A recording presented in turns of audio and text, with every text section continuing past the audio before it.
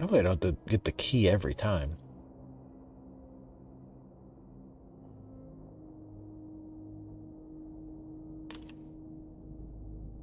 It's got me listed public, but I don't see the stream.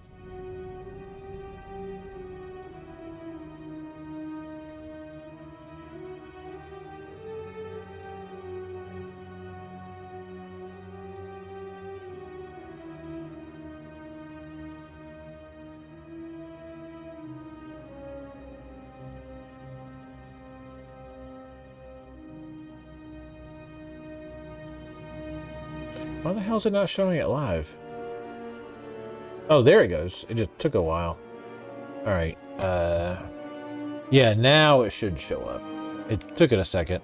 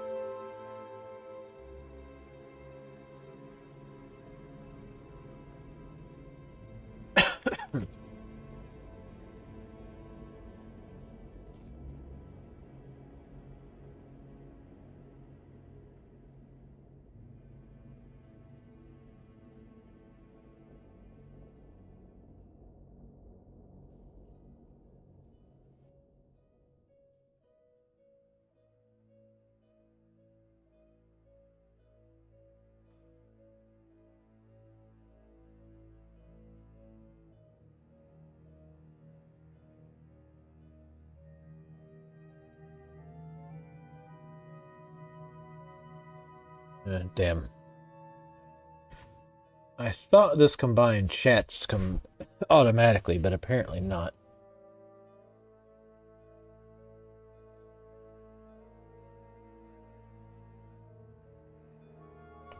So I would need to like pop that out for now until I figure out.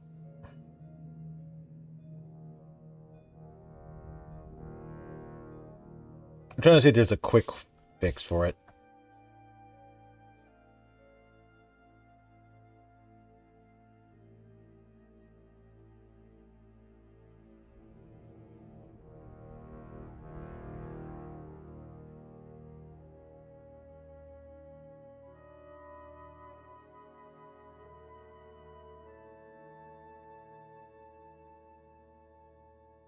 Oh, I wonder if...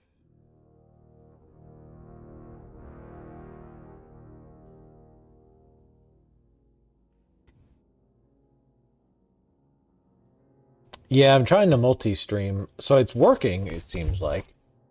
The only thing that's not working that I thought was going to work by default, even though I wasn't quite sure how.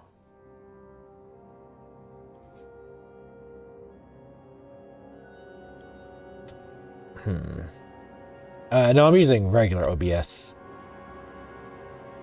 I used Slobs for a while, but it pissed me off, so I went back to OBS.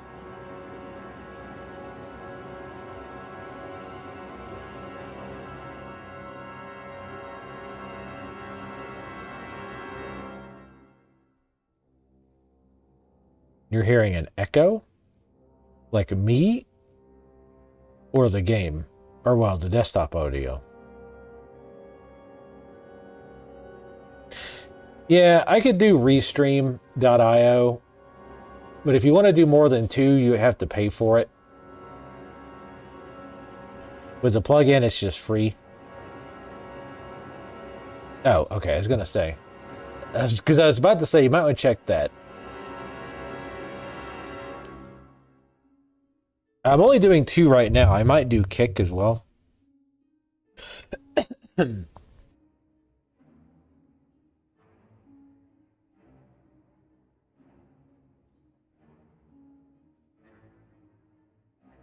I mean, Kick is not very popular, but I also could do like Instagram, which I also hate, but it's always good to keep your options open. Always keep your options open. There's a lot of money behind Kick. So I don't know if it's going to necessarily die out quite as fast as Hitbox and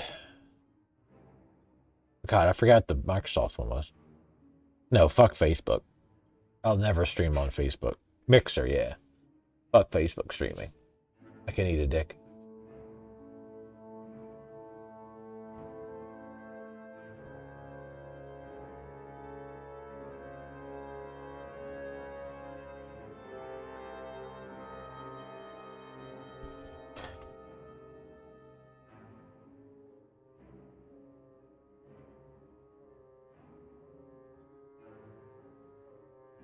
I mean, apparently this actually does have a way to combine the chats, but I mean, the options are so sparse, I don't really know where it would be.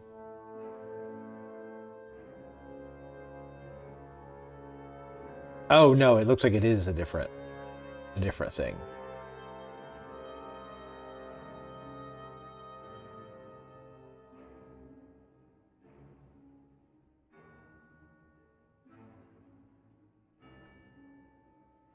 I mean, I can't tell from what this person is saying.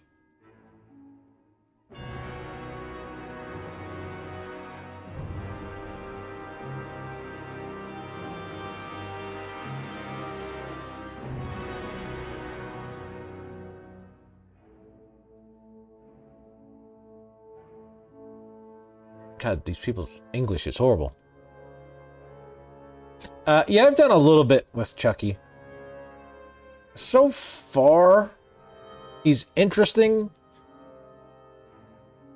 I like his design. Like his animations are pretty good. They solved the how the hell does he hook and carry people problem in a pretty smart way. Gameplay and strength wise, I'm not sure yet.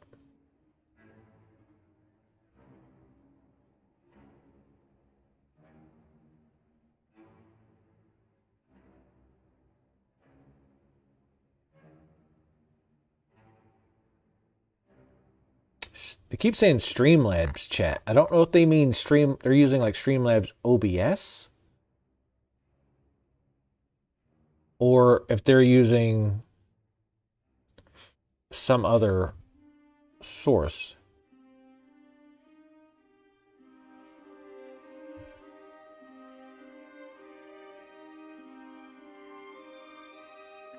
Because these people aren't explaining things worth a shit.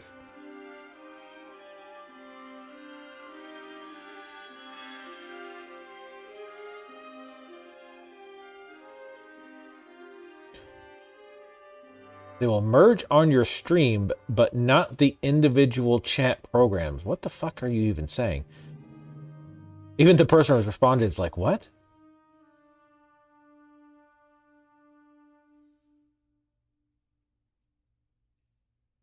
Use a Streamlabs chat box. I have no idea what the fuck they're talking about.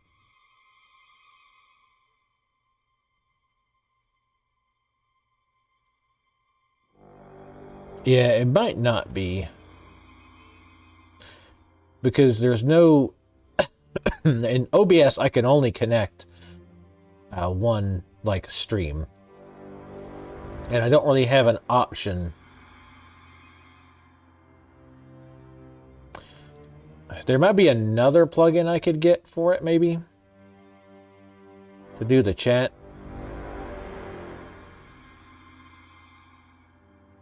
Yeah, and they don't want you combining... Like, I don't... It doesn't seem like they're actually doing anything about it, but they don't actually want you combining chats, like, on screen. Like, for example, like, if I had my Twitch chat up, they wouldn't want it to also have the YouTube chat. But, I mean, somebody went on an interview with the CEO while he was doing that. So I don't know how often people would do that.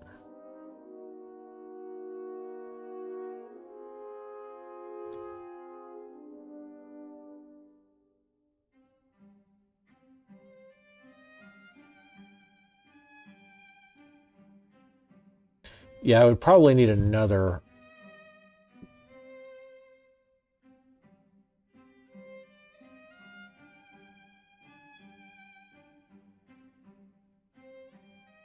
But see, even this guy says, I have Twitch running through OBS Stream. And this person's English is obviously not their first language. That or they're just really horrible at English. I have Twitch running through OBS Stream and YouTube going through the plugin, and it shows up on the stream combined, which is definitely not the case. I don't think he's actually using OBS. I think he's using Streamlabs OBS, but he just keeps calling it OBS.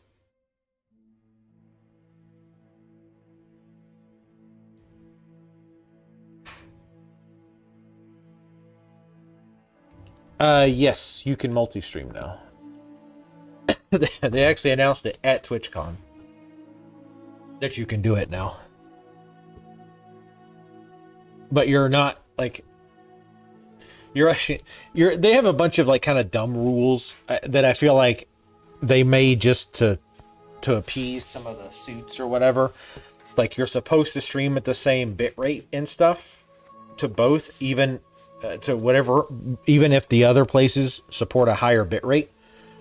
Because that's one thing I actually want to try to do. Because YouTube, you can stream at a higher bitrate, which means better quality potential. So I'd like to at some point try that too. Yeah, people would multi-stream before, but smaller people. Big streamers, once you get too big, they're going to slap you real hard. They would have slapped you real hard for that. Big streamers definitely were not doing that before.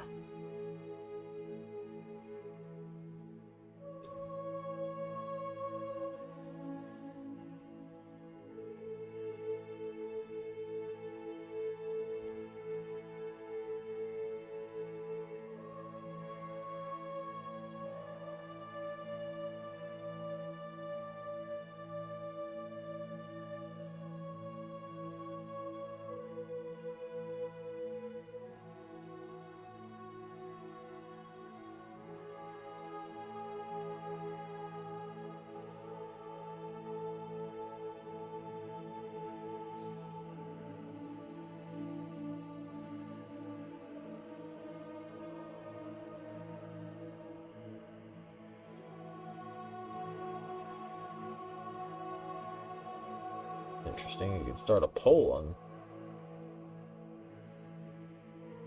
that. Also, you can set like ultra low delay.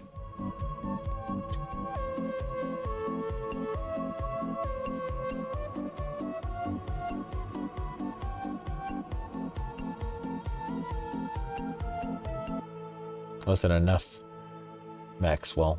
Gotta maximize the window.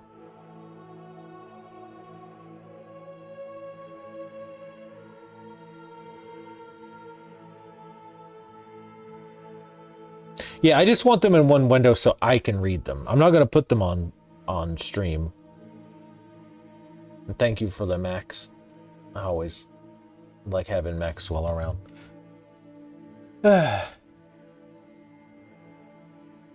It seems pointless to use this if you can't merge the chats. Like, I mean, I could pop out the YouTube chat every time and just have it underneath. I don't know. WTF, I'm doing... I mean, pretty much. This is the main thing I wanted. And like I said, the chat I can deal with. Maxwell's very unhappy.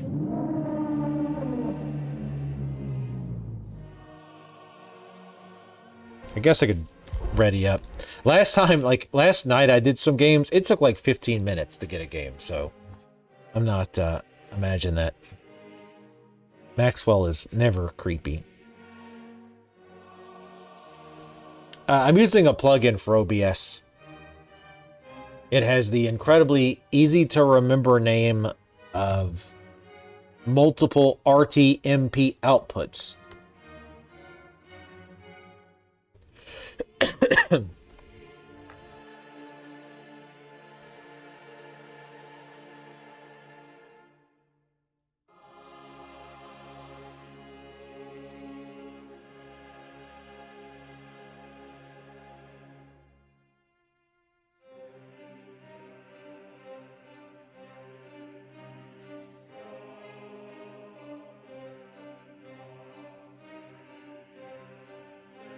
It keeps saying that it will merge the chats as well, but it doesn't. Or at least I'm not seeing where it does. And that page is in fucking Japanese, so that doesn't help.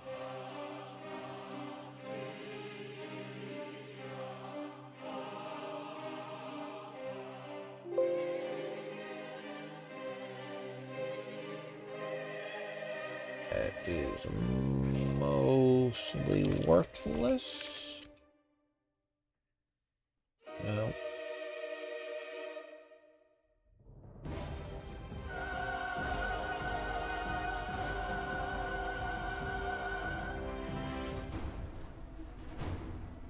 Thank you. Fuck you, YouTube. Thank you, Cuddlebug. I'm gonna turn it off. Thank you, Cuddlebug, for the sub. 9 months. Much appreciated. Something about a baby.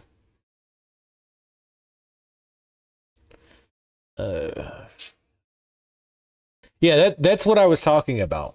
You can just use Restream.io, but you can only stream to 2 things at once, which is fine for now, but I would like to keep the option. And you can do more, but you have to pay if you want to stream to more than 2, which is fine for now, but I would like to have the option to stream to other things like Kick or Instagram or the Cancer on Society, TikTok, which truly is, every time I look at it, it's just like, this is fucking garbage. How do people watch this crap?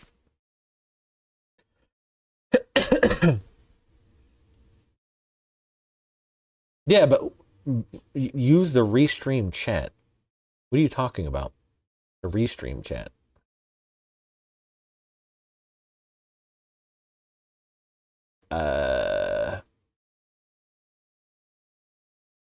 Well, you didn't get timed out. So I think he's okay because I think subs can post links. I think.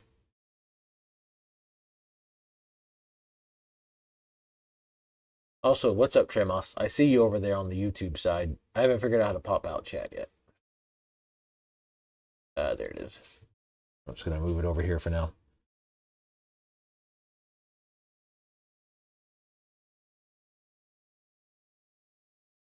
Oh, did it say link deleted? Oh, weird.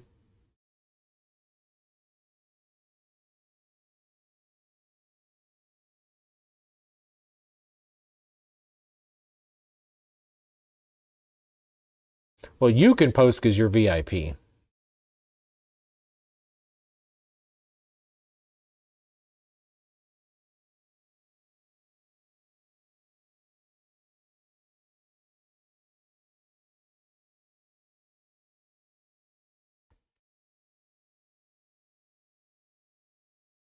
Oh, I see. Okay, I see. Yeah. I see what you're saying.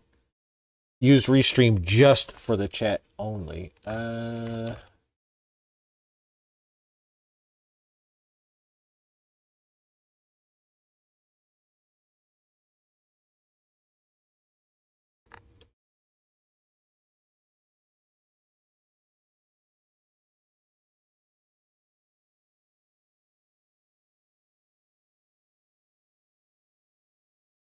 Apparently, I did actually sign up for them at some point.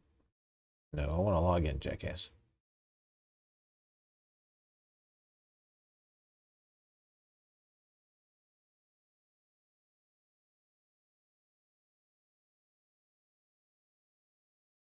Clips anyone can post, but he posted Restream.io. But yeah, anybody can post Twitch clips. I have an exception in there for that.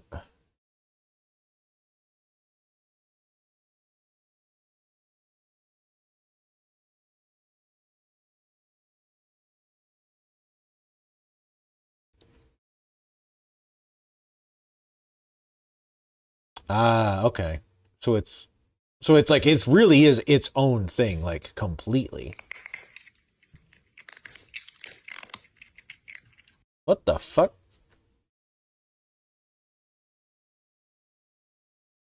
Crunch Cat.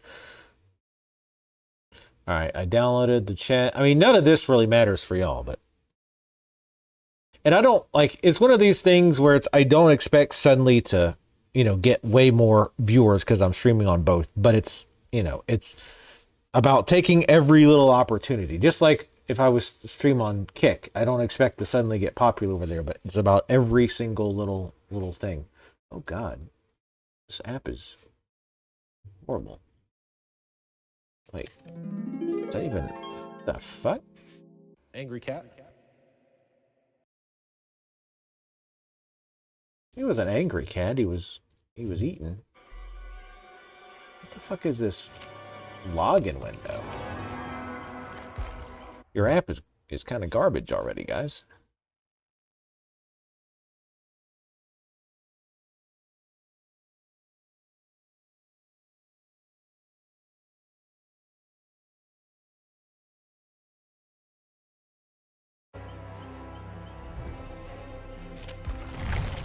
Okay, their app is like awful so far. Like if I click out of it at all, I lose shit. Hold on, I think I can. Like, there's no window to move it. This is like a program that was written in like 2000. Like, that's pretty rough. Hopefully, once I get logged in, maybe somebody who programs something outside of an intro to programming class might have actually. The fuck? I think I kept all the cat ones in. Oh, for God's sakes. Oh, Jesus. Why the fuck is there a... I can't explain this, but like it's pulling up an application window, but there's no like handlebar window thing so you can move it.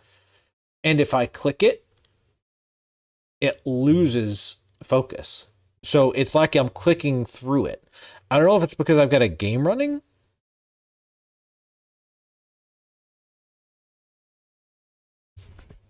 But now it's like wanting me to select the squares for a bicycle. Let me close the game out. Jesus Christ.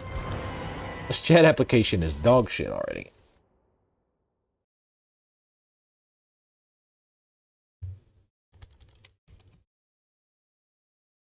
Like, I haven't seen something programmed this badly in a really long time.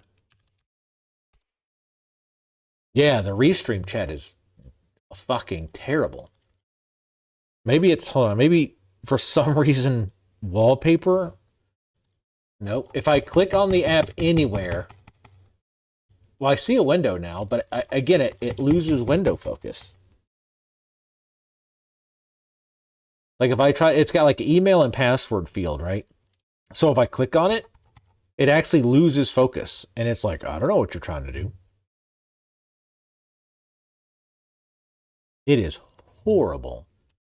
And it's made worse because it's trying to get me to do one of the stupid security things to log the fuck in to an app. So, and it wants you to click the pictures of the bicycle, but I can't because it clicks through.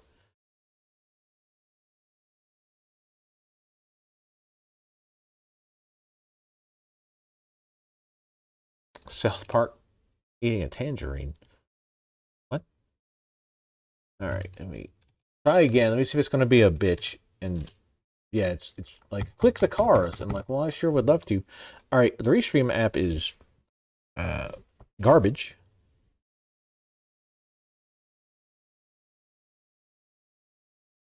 So let's see if there's another solution.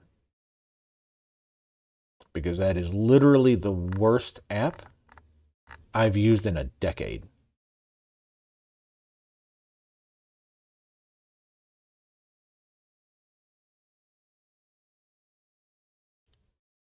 Open the chat as a web tab. I mean, I did a pop out for YouTube. So like as a Hackney solution, I have my I have my OBS on my secondary monitor, right? That I can look over at. And then if I look, and so what I did was I popped the YouTube chat out and I put it below that.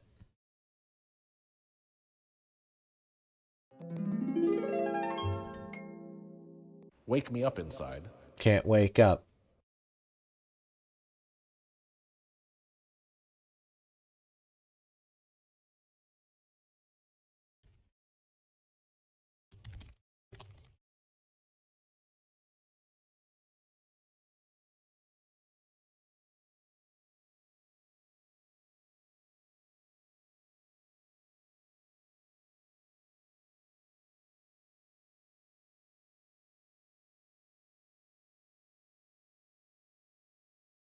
All right, so apparently for some reason, click-through mode is on by default in this restream chat. So if allegedly, okay, so if I hit control, I can click it. Why on earth would you default to click through when you're trying to log into the app? That's impressive. All right, we're making progress. Clicking fire hydrants. Whoever picked these, by the way, whoever designed these initial, like, the security thing of picking on apps should be shot to the moon. You just enabled click-through. No, I didn't. I literally didn't. To interact with the... Yeah. Yeah, thanks for telling me after the app opened, you piece of shit.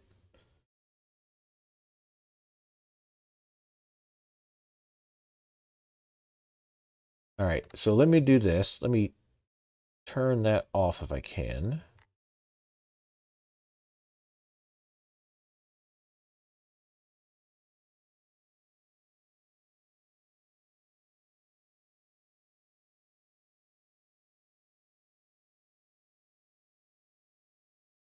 Okay, that's turned off.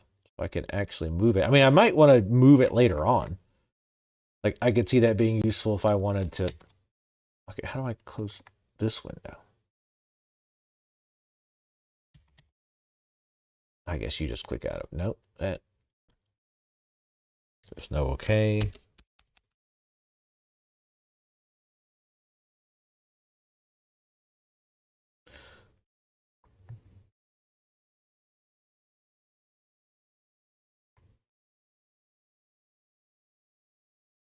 Well, now I can't close the window screen. Good Lord.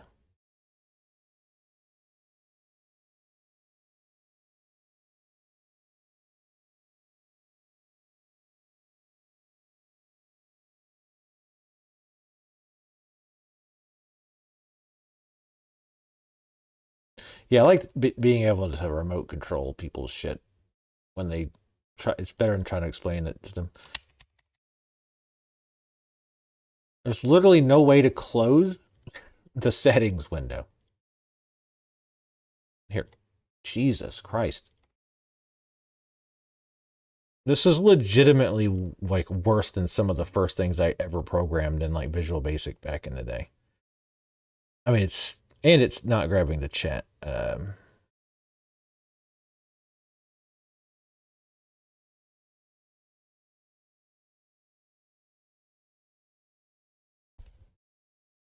It's not grabbing either chat. So I might need to...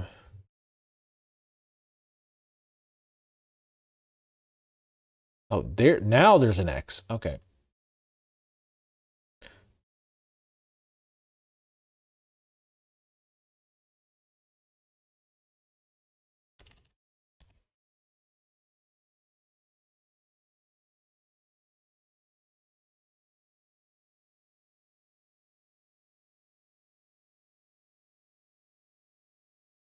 I would open up DBD again so we can at least queue up.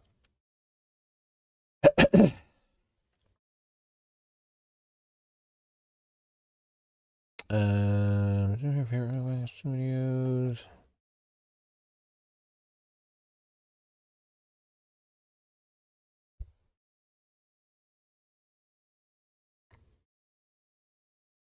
Copy this URL into OBS Studio, your favorite broadcasting software. You can also open this in a browser.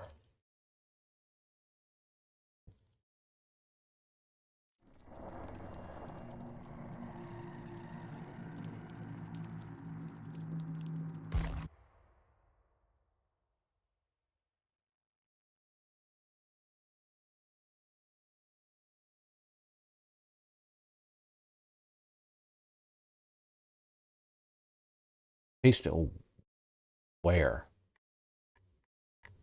Oh, that's okay. I see. Yeah, embed it in the stream. I got it. Yeah. Which I don't want to do.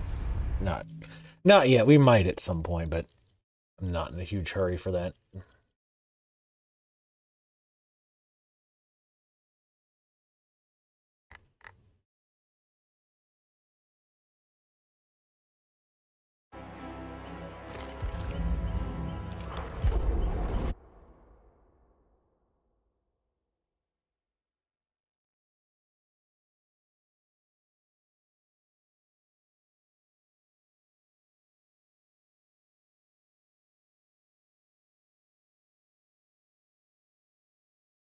Don't let me send chats either.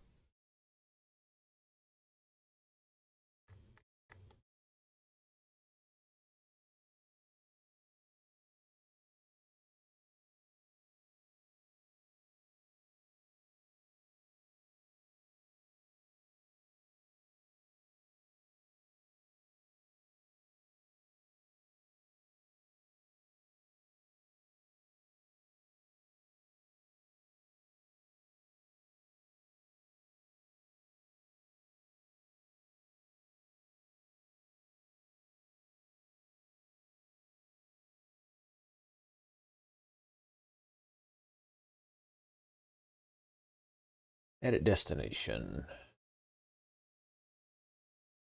Oh, okay. So that's why it's not getting Twitch. I had to reauthorize it. Yeah, sure. You can do everything. Delete the channel, whatever you want. I'm sure I can trust these guys. All right. So now... There we go. Okay, so that works. So now I just need to add YouTube.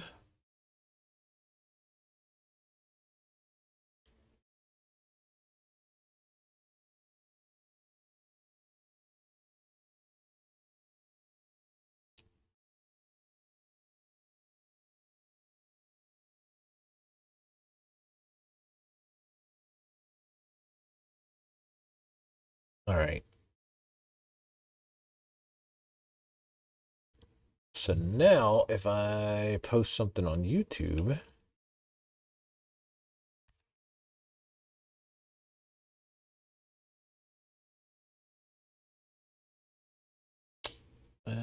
did not show up.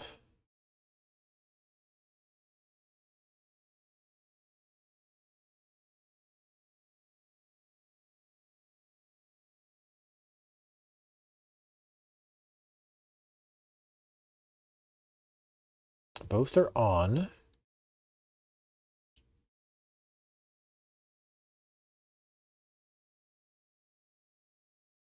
Wait, do I have...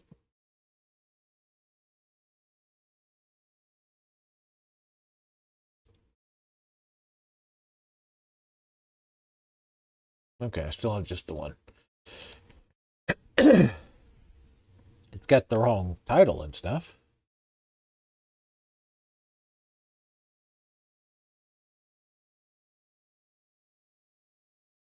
Here, yeah, use that. Why would I?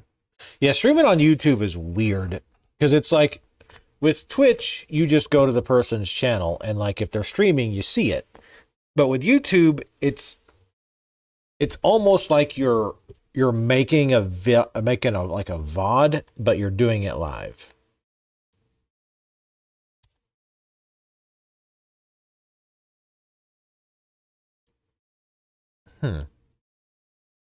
There it goes. It had a hell of a delay.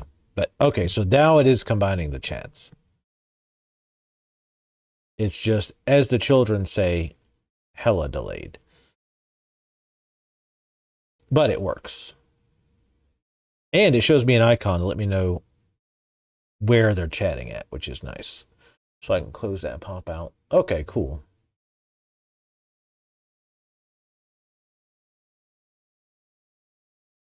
Also, what do you mean, what YouTube went berserk? How?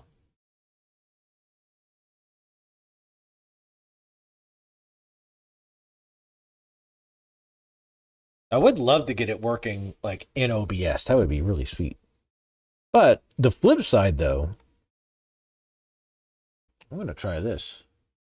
The flip side of that is I could... Now, I don't know why I'd ever want to do this. And I used to try to do this, but I know you guys can't see what I'm like. You can, well, no, you can't even see my mouse. I can actually put the chat overlay in the game. Again, you guys won't see it. It's just for me.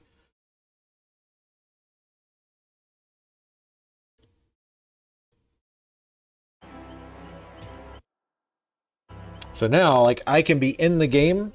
I guess I could switch to this. Like, now I'm reading y'all's inane chat. Now, obviously, it's also kind of covering up the game for me.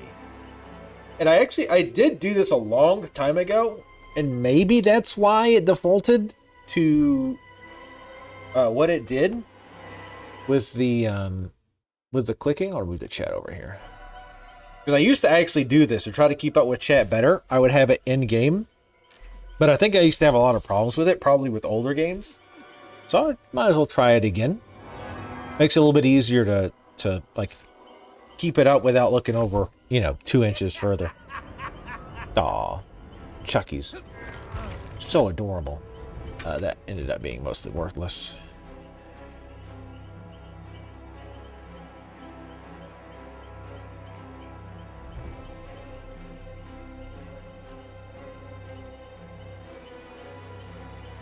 Sure. Is anybody else getting stuttery sound? Good evening, I'm Michael Myers. I have enormous psychological problems, and I'm going to take them out on you. Oh, Michael. Michael.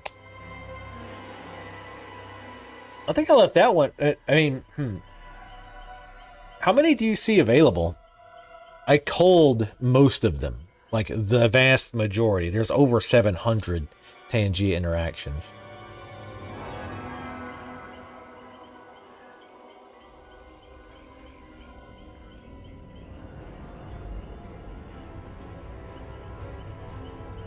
Well, wouldn't you be sad, Velix, if you were hanging out with Tally? I don't know, like, the PTB, you usually have to wait, like, 7 or 8 minutes to play Killer on the PTB. But for some reason, with Chucky, it's been, like, 15. And I don't know if that means, like, even more people are trying him than normal, or there's less survivors playing. Because there's always going to be more killers playing, right? Because they want to see... Well, it also helps there's nothing for survivors in this update. This is a killer-only update. Look better on YouTube? Definitely not true. But thank you. Also, you sent that from Twitch. How would you know? There are 101? Okay, I still have 101 of them? Wow.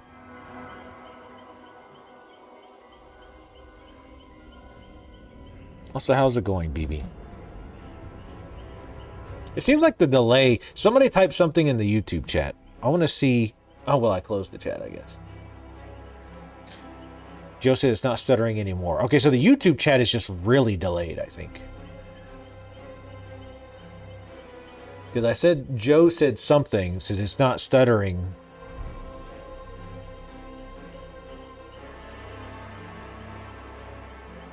I found a solution that works for now. So wait, BB's chat came through pretty quick. Can I scroll up? I don't think I can. Huh, weird. But yeah, we found a solution. I got the Restream app to work.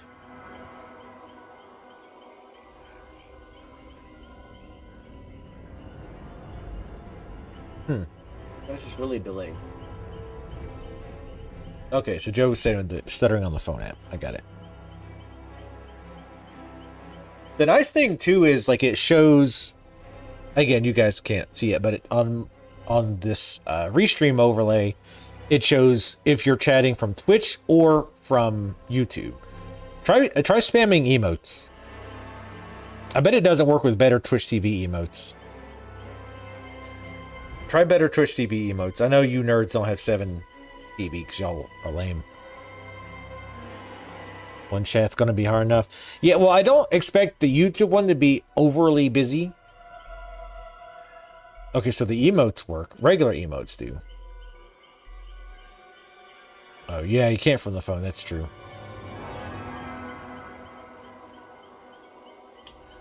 So I actually can't see the YouTube emotes. Because I see them on... Like, when I look way over, that's where my YouTube chat is. That's where I'm, like, verifying. Because, yeah, they just come through as the text. That's interesting. I wonder why it doesn't work with YouTube emotes. Here, I'll post some better Twitch TV. I've got so many windows open. Feels Batman. Oh my god, we got a match. Okay, so cannot see the better Twitch TV emotes, which is not surprising. Hi, I'm Chucky, and I'm your friend to the end. Heidi ho. But Andy, I thought we were friends to the end. This is the end, friend. I used to love Chucky as a kid. I always loved all the horror stuff as a kid. Yeah, let me know if anybody else gets stuttering. It's still good to let me know, because maybe somebody else hits it. Another thing I'd like to try, we might try it tonight. I can actually stream at a higher bitrate to YouTube. You're technically not supposed to per Twitch's rules, but fuck them. Really? So I'd kind of like to try streaming at a higher bitrate to YouTube. It would look better. But fuck them indeed. So, props to finally allowing us to restream. Alright. Hi, I'm Chucky, your friend till the end.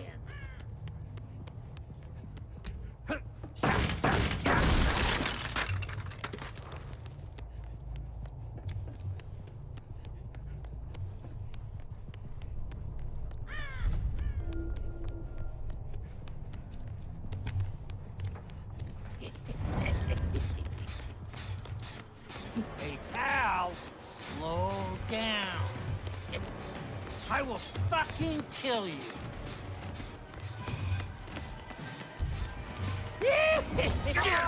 Take this, dipshit. I love his voice lines.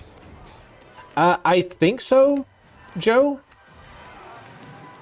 I'm not 100% sure.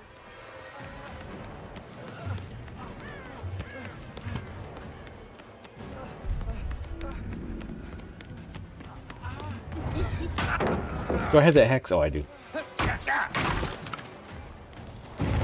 Not that it's any good. I should have swapped it out. There's somebody down there.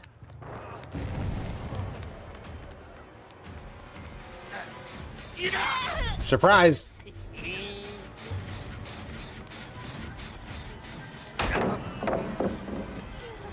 What y'all doing? Stop running from a doll, will you?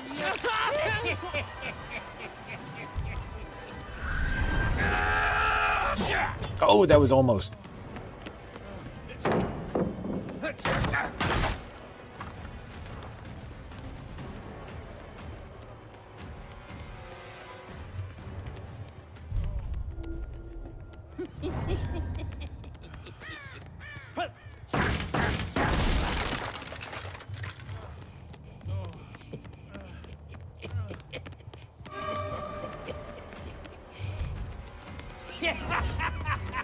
So you can fuck with them a little bit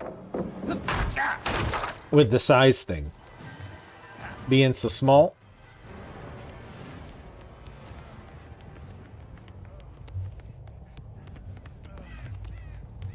Checking the gens.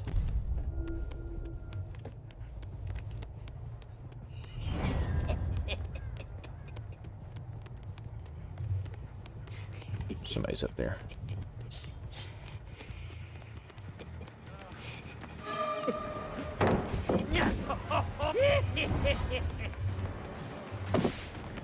Wait, I got out of it that quick?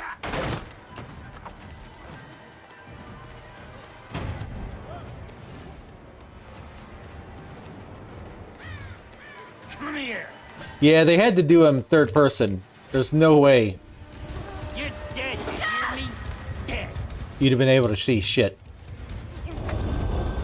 So, the interesting way that they fixed the how do you pick people up problem, you can't really see it from this angle, but like the ghost of what's his face, the guy who's I'm one of the good guys.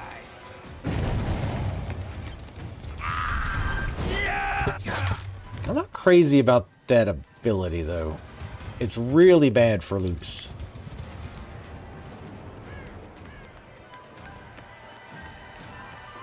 And he's slow, which is a problem.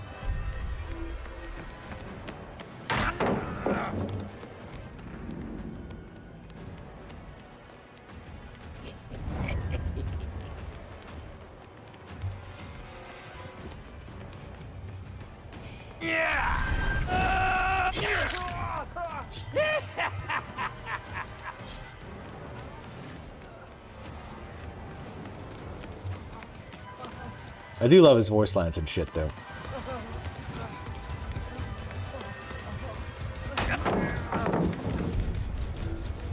Yeah, the blindness thing is pretty worthless.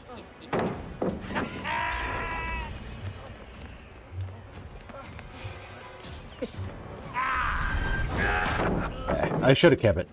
God, this map has so many pallets. It's insane. Alright. Let's play hooky.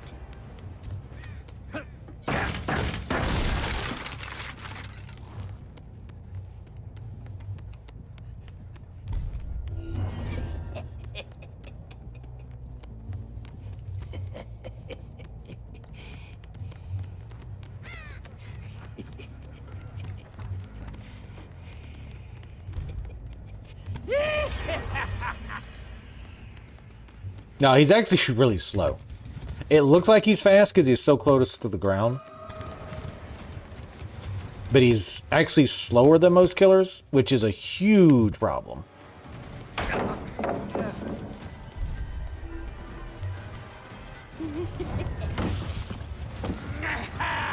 Like, that's quick. But I had to be in my power to use it. You're mine. Whoa. I gotta move the mouse again. Why are you hiding? I'm the freaking good guy. Just style. Also figuring out how to use that ability.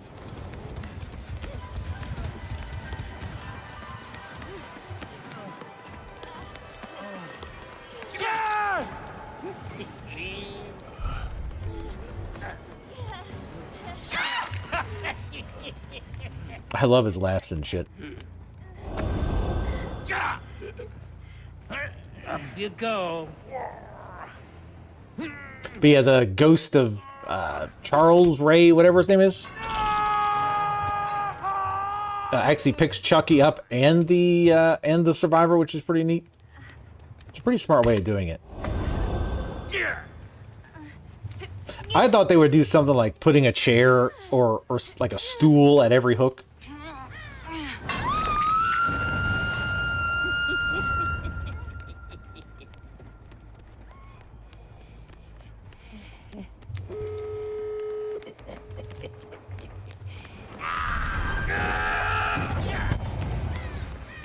Can't curve much with that, but it doesn't slow you down too much, so you can still use it to catch up.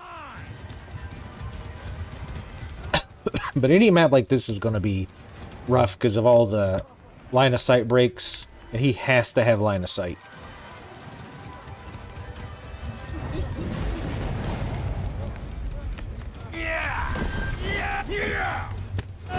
Yeah, see, that's okay if they just run in a straight line, but he can't maneuver enough to really make it worthwhile.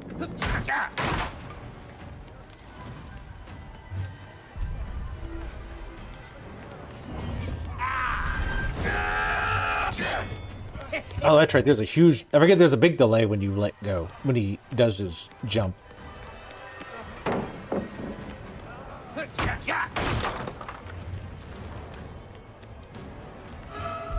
I just want to play. Why are you running? I'm the good guy. I never think his slowness is going to be a huge problem. Because he's got the speed boost, but he's just so slow by default. Like any loop, you have to get lucky and hope that they fuck up the loop. So far, he doesn't feel very good at all. Like, he feels pretty weak. If they made him normal speed killer, I think he'd be a lot better. I need to get rid of that Hex. That Hex is complete dog shit. This is like one of the worst perks I think they've had in the game in a while.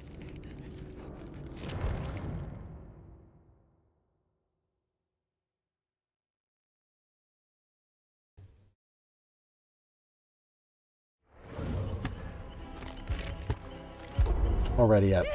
So this perk is bad for two huge reasons. So this one, anytime you're stunned or blinded by any survivor 2 times, if there's no Hex totem associated with Hex 2 can play, a dull totem becomes a Hex. In other words, it's a Hex totem that can be destroyed. That's huge problem number 1. Survivors who stun or blind you are blinded for 1.5 seconds. That is nothing to be blinded for. Because if they blind you or stun you, you're also blinded and stunned. So by the time you come out of the stun or the blind, they are also out of the stun or the blind. And unless there's like a very specific scenario where there's stuff around that they can run into, it's just trash. So this would be a bad perk without being a Hex. This would not be really, like, this would be a meme perk if it wasn't a Hex. The fact that it's a Hex makes it just absolute dog shit.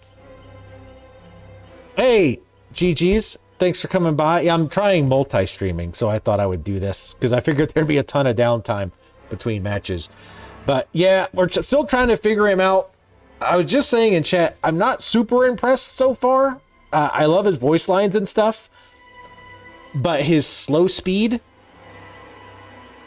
and being able to see his footprints make it and just the kind of the curving on his jump attack makes it really hard to actually use him. He's super easy to dodge his major attack. You just run to the side. So any map that's got a lot of like line of sight breaks or like corners you can dodge around are going to be like really easy to dodge his jump attacks. So right now I gotta say he feels pretty weak, but fun. I mean, he's fun. I like having the third person camera. I think is super neat. I like the idea of like confusing people while you're in the stealth mode, like so you see the footprints all over the place, but the red stain appears on the top of the loop. Oh, really? Wow. That's terrible. Behavior absolutely hates stealth killers. So every time they give like somebody stealth, they have some way to make it like super easy. Ghostface was really the last real stealth killer, I feel like. But like Onryo has, she has her lullaby for whatever asinine reason that she has a lullaby. Him, you can see foot. Now, I know you can't see footsteps if there's no line of sight, but can you see his footsteps if like on a low loop? You know what I mean? Like that you can see over the wall. So you're saying the red stain shows up on top? So at a low loop, you can see the stain? That's crazy. Oof. Yeah, that's really bad. Because the only way he can really end chase is to use his power. Because when you use the power, he loses his red stain. And the footprints you see are random. So at that point, it becomes a guessing game if you can't like see him directly. Also, of course, if you just run in a straight line, he can do the charge attack thing. Also, I will say climbing under the pallet can catch people off guard, though. But I feel like people will learn that. People will learn not to hang out by the pallet. In your power, I can see your footsteps through the loop. Oh, that's even crazier. Also, thank you for the follow. Much appreciated.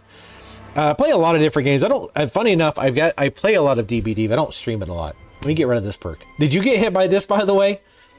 The 2 can play, the one where if you stun me or blind me, it stuns you too. I mean, it blinds you. I was telling people how completely garbo that perk is. That actually might be worse than Huntress Lullaby. I actually might be worse than Huntress Lullaby. You know, just for the hell of it, let me try Spirit Fury. That one could be funny.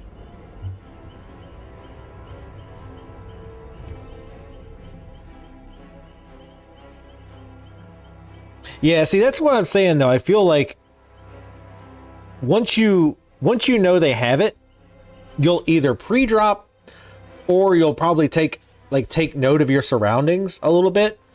So when you drop the pallet, you know where to run. Because I think I've only got to play him a little bit. And of the like 8 or 9 times that I've triggered it, I think one time somebody ran into a wall. Every other time they just like ran like they normally would have ran. So it was not worth it. And the fact that it's a hex blows my mind. Like it blows my mind. They're like, whoa. This is way too good, boys. We've got to make this a hex. Chucky indeed. With the original voice actor. And on top of that, they're going to be adding as a skin. Oh God. What's his girlfriend's name? She's going to have a playable skin. And it's going to have the original voice actress for her. Whose name completely is slipping my mind right now. She used to be on Saturday Night Live.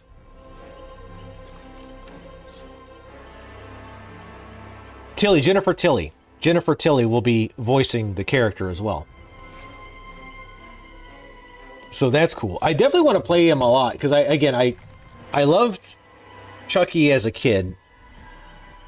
I like the idea of like catching people off guard and like scaring them and whatnot.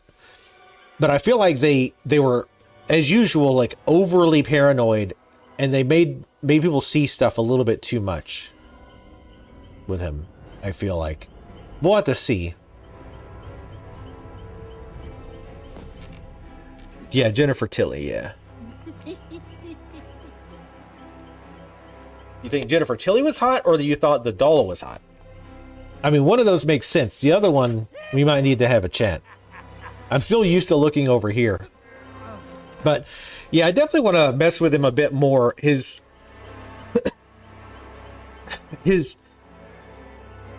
charge, the slice and dice thing, is great for catching up, but not very good at loops. Unless you're catching them off guard, like climbing under a pallet or something. Yeah, I'm pretty sure this voice actor is the original voice actor for Chucky. Also, apparently there is a Child's Play TV series that's going on season 3 now, which I did not know until recently. So this isn't like a completely random IP.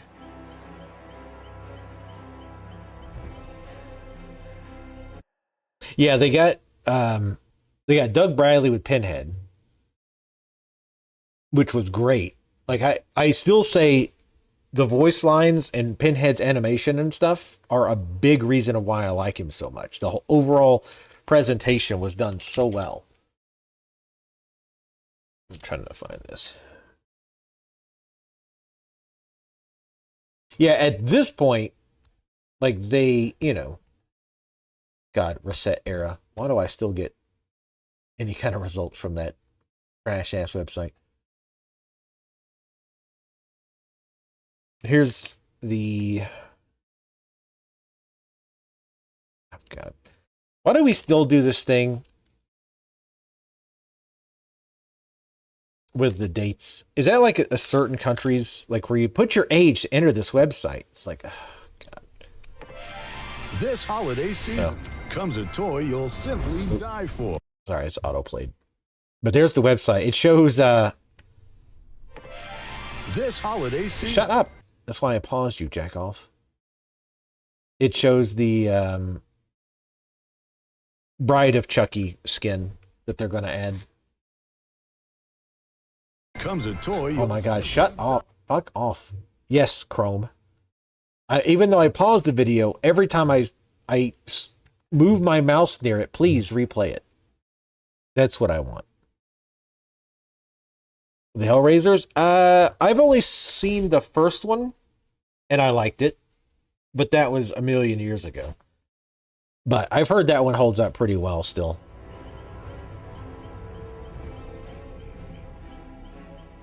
Yeah, Hellraiser could be a movie night.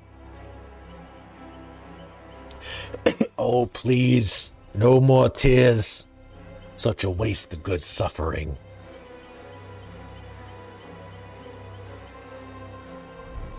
Tremas from YouTube said, I've heard good things about TV series, but haven't watched it. I mean, it's going into season 3, apparently, so it's got to be at least halfway decent. I'll say one thing that put me off about the later Chucky movies is his face was almost like too animated. Because, like, I think it was like maybe 3 or so. Maybe even 2. But I just remember his face, like, every time he talked, he looks like a Pixar character. Because he'd be like, well, I'm going to kill you now. I'm going to get you. Like, it's like every part of his face just seemed to move every second he was talking. And I was like, I get it, guys. You can animate. Season 3 is on Netflix. Which means that'll be the last season. You saying that because Netflix kills series? Because I guess they kind of do. Yeah, Etheric. I forget how that works exactly. You can do watch parties that way.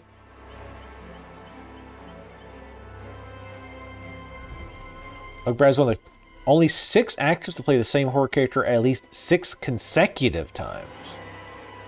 Robert Englund, definitely. I'm the leprechaun.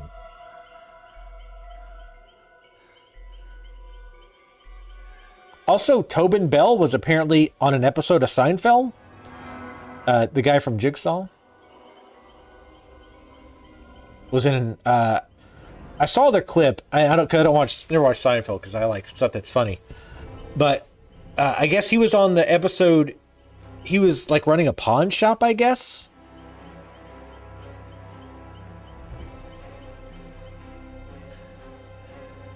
Of course it is. Or record store? Is that what it was?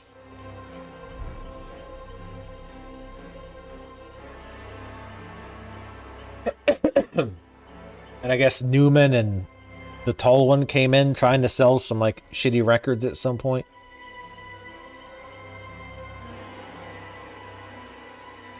Ugh. Don't fucking encourage Tally with this Seinfeld shit.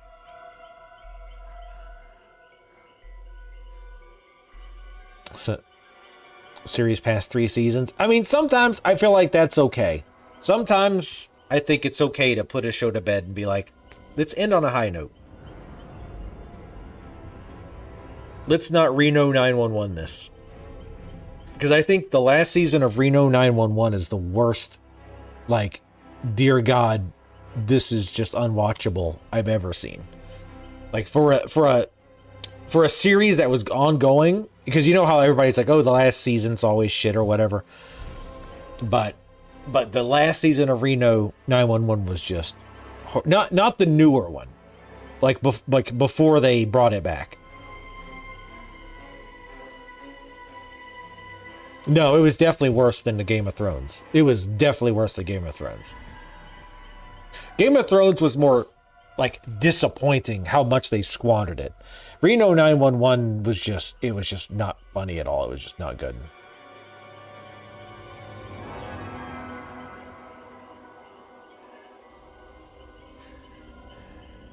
I need to do a watch Seinfeld and actually laugh challenge.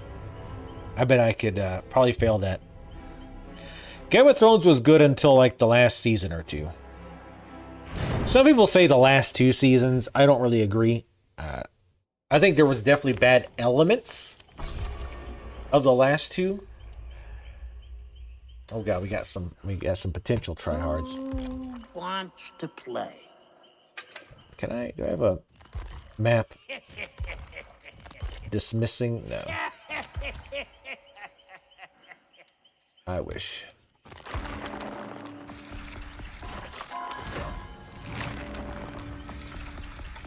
You see, that's like the ghost of Charles Lee Ray or whatever holding him. So he's like holding himself. It's kind of weird.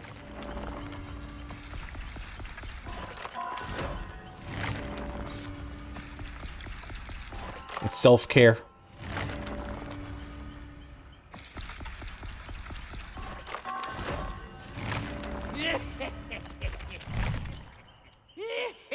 It's weird only seeing part of chat.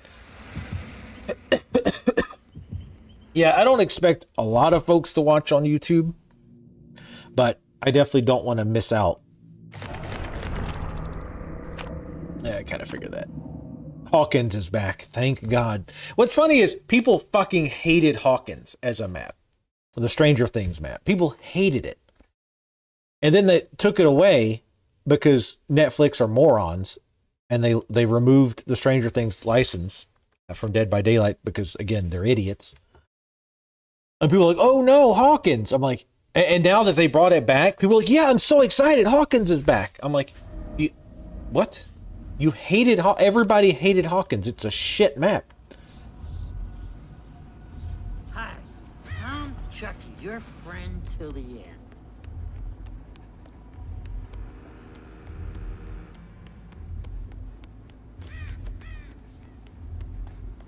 I think this map is going to be, well, pretty rough for him.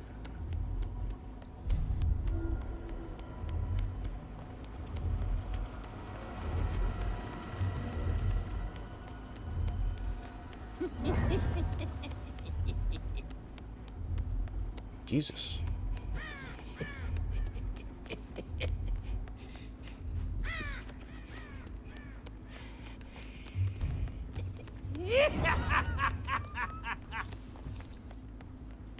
Thought I heard somebody else running. Guess it was my own footprints? Or footsteps? I don't know how to get up. That's the other thing. This map fucking sucks to navigate.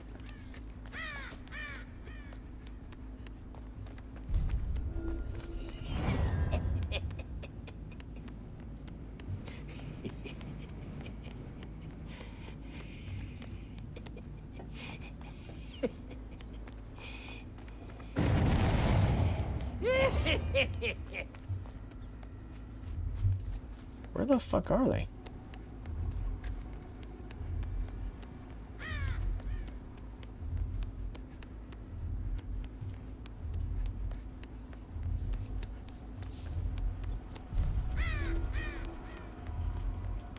I think one of them.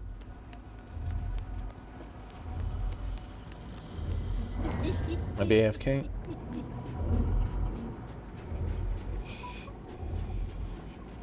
Are they just hiding? Jesus Christ.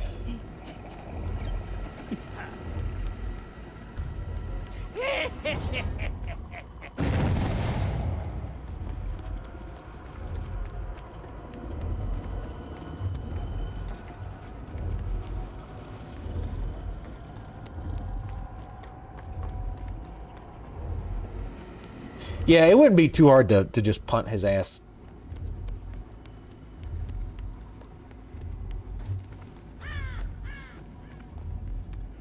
I mean, I could get, like, he could get some stabs in on you. For sure, but...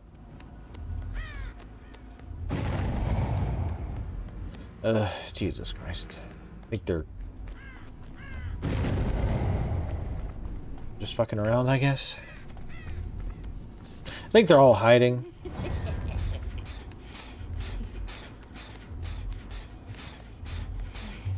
Hiding in the box.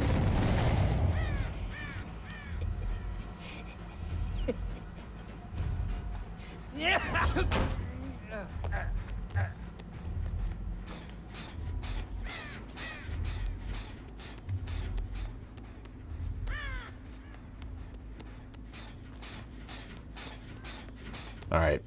If they don't show up soon, we'll just quit out. Come back.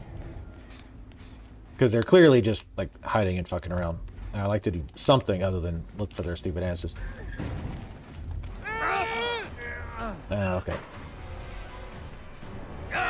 Wow, that's not even close. You're really bad at this. Oh, the hitbox on that is insane. I'm gonna find you. And when I do, I'm gonna rip you to pieces. Is there really a chance you can really charge there? Yeah, there's a perk. So they're all just running the... They're trying to meme. That's why they brought this map. So they could set up and just do that.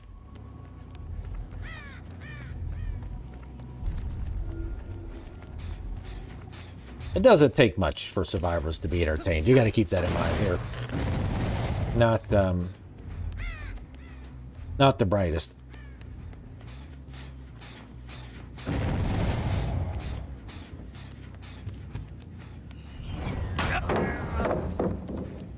And that also knocks you straight out of your power.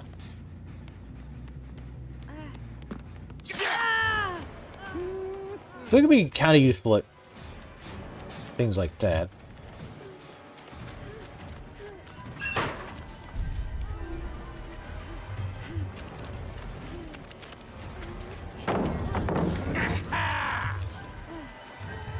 You can hide, but you're all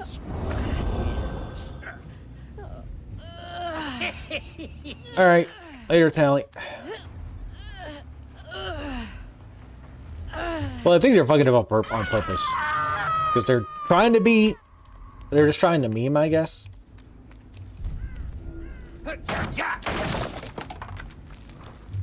Interesting to know, though, that you can be... Like, I know the stun range is, like, fucking insane.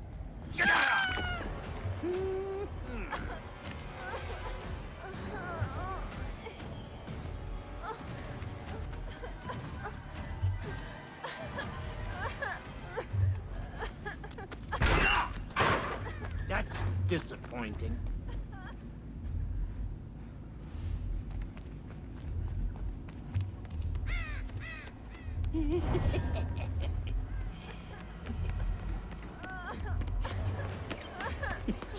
You're mine, That's why I have trust issues.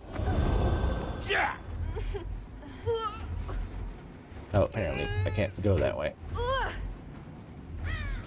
Yeah, there's a lot of, like, dead ends and shit in this map.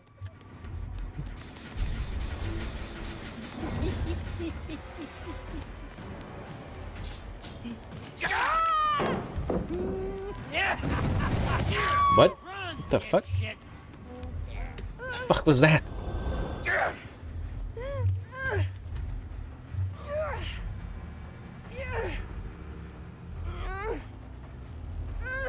Yeah, Tally's gone, everybody. Everybody can have fun now. I just want to play.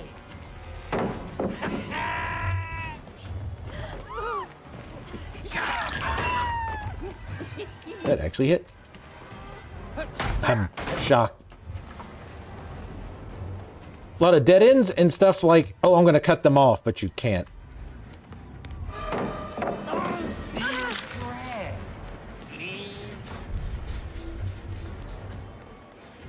Why are you hiding?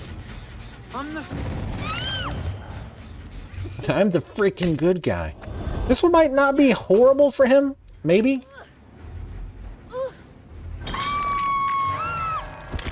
If they actually paid attention, they can hear, I mean, they can still hear his footsteps.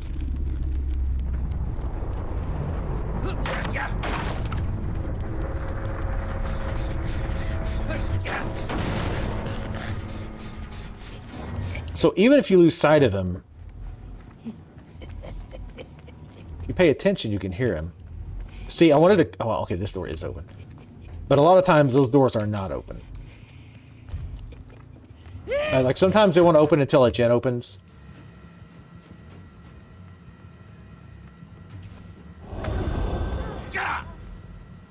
Plot twist. Come on, you.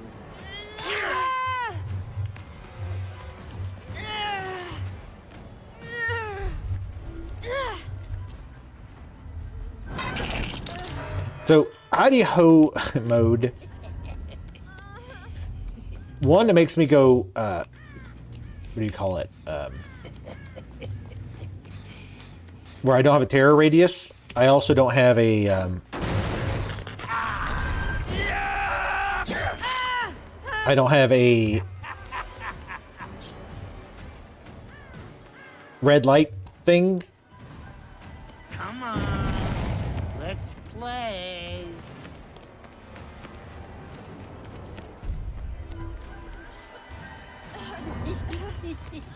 Oh wait, you're still here? Wait, did she not?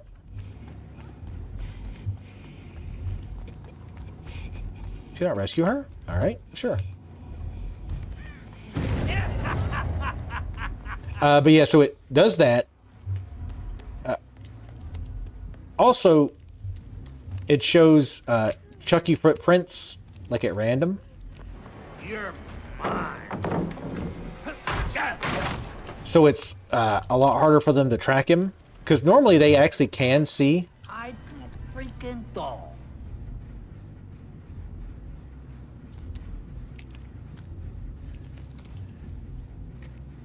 Yeah.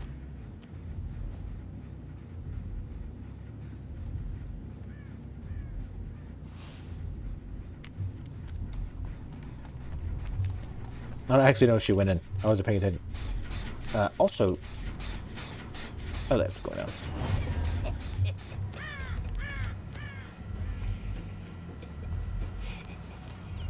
I mean, this game is pretty much done. Like, if they were memeing the whole time, though. Like, they have 5 gens and 1 person's dead.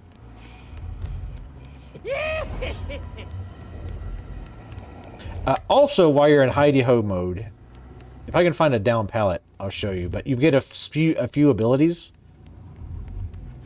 that you can do. One is that, like, charge attack you saw me do.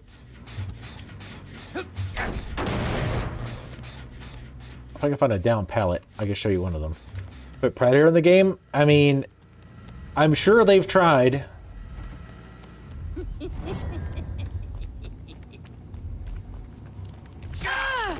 I'm gonna kick your fucking teeth in. Rude.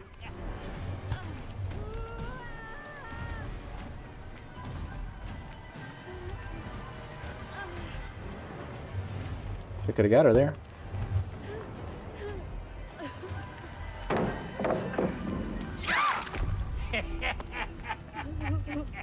So, like, when I'm in this mode, I can also go underneath pallets, which is pretty neat.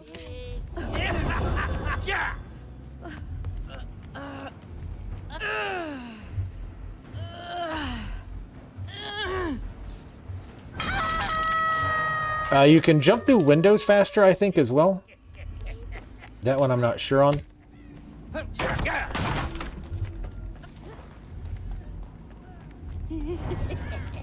I keep forgetting to look at the chat there. I'm not used to it. But yeah, you can do this little charge attack.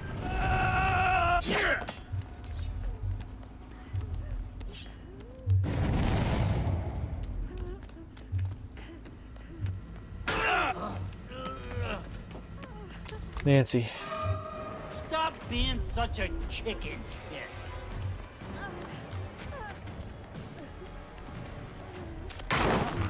Oh shit, I forgot I had that.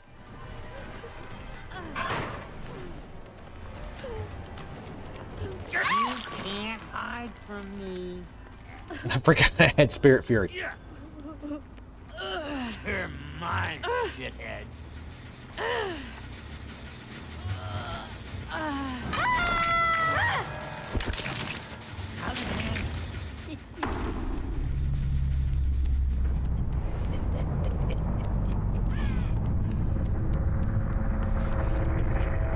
There's no quick way around there.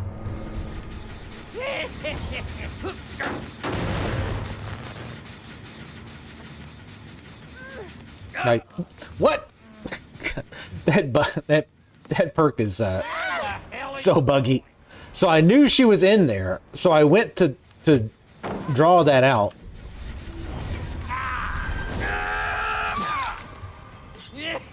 I'm actually surprised I got that.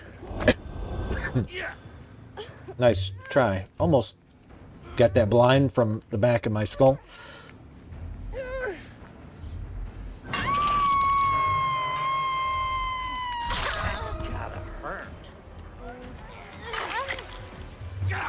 Oh, really? I didn't curve it enough.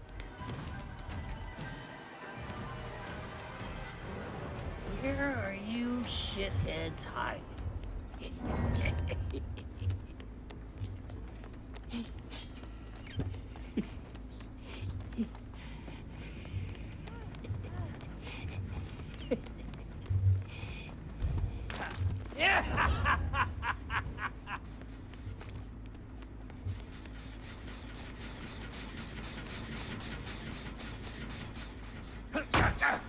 Yeah, he's got a ton of dialogue. Because I was watching True Talent play. And like I was surprised by just how many different things he would say. Like I kept hearing him say new shit.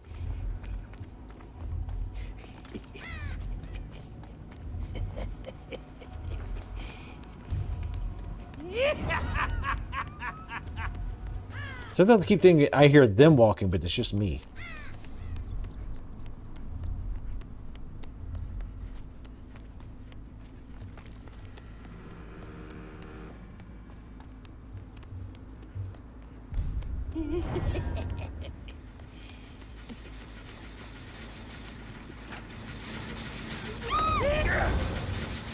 Surprise.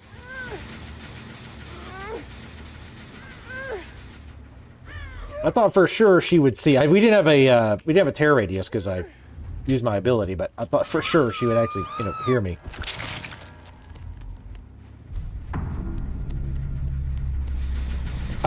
Apparently, he also allegedly has some specific voice lines.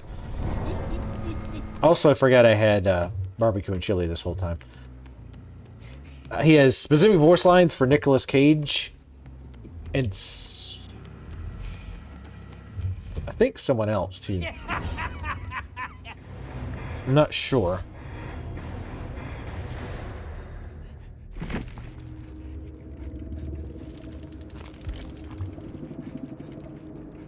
Oh, Iron Will too. Interesting. Who was that one? That was Nia? I think she died fairly early. So I didn't notice it. But he's got a ton of different dialogue. I definitely want to try getting around corners with his run, because it's, again, his run is kind of like with Billy or Oni, where like once you start running, you don't have full control. You have to kind of steer, and you can only move so much.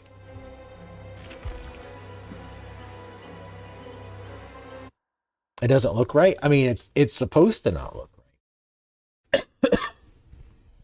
It's supposed to be weird and twisted. I mean, it looks about like the first movie, I think. I like it better than like the damaged head. Like, I don't really like the cut up, scarred head that I saw. I guess that they're doing for the series. I mean, it makes more sense because he'd be taking damage and he wouldn't heal it, obviously. But I actually like his normal head. Does it look like the movie ones? Does it not?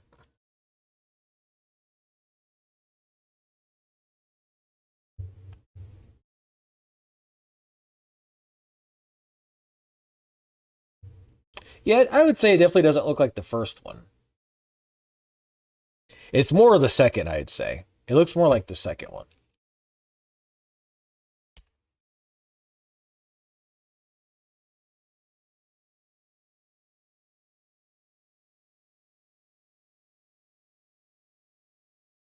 The second one looks weird because it doesn't have eyebrows, though.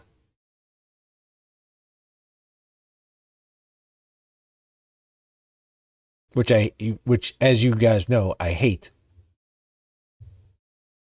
No eyebrows. Okay, bad. But I mean, in this case, it's an actual literal doll.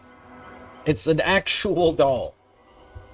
So I feel like that's kind of fine, if not normal / expected.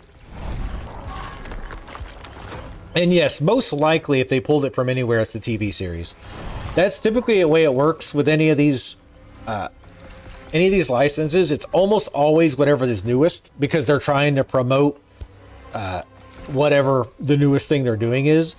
That's why Freddy Krueger is the new Freddy, not Robert Englund, which everybody would prefer if it was Robert Englund.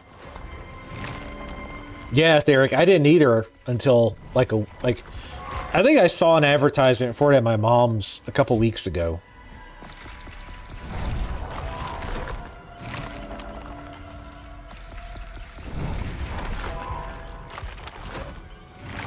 Looks like he's got snot running down his nose, though. That's kind of disturbing.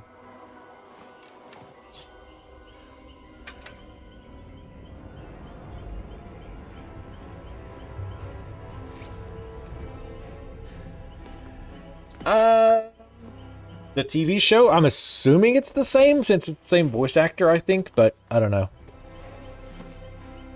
I don't know much about it other than apparently it's either in season 3 or about to start season 3 or something like that.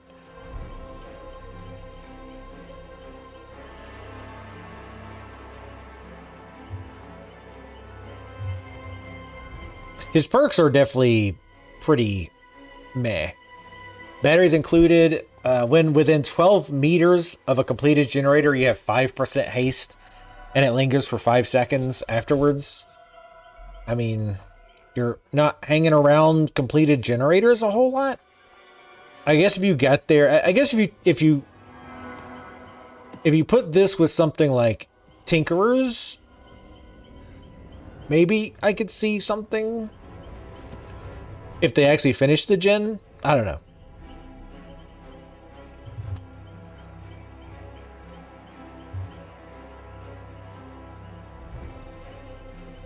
It started as a separate timeline, but they tied it back to the originals with they reintroduced Tiffany. Okay. I didn't... I only saw the... I know I saw the first 2 movies. I don't remember if I saw any of them beyond that. I know there was like Bride of Chucky and all this other stuff. But yeah, I've actually heard pretty decent things about it, which is surprising. What's his other one? His last one seems to be the best one.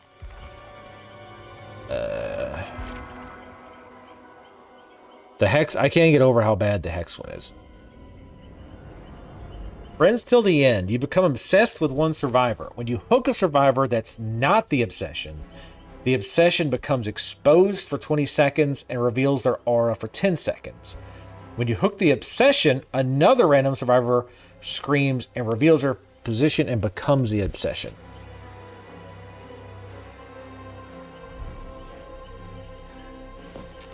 How many Child's Play movies were there?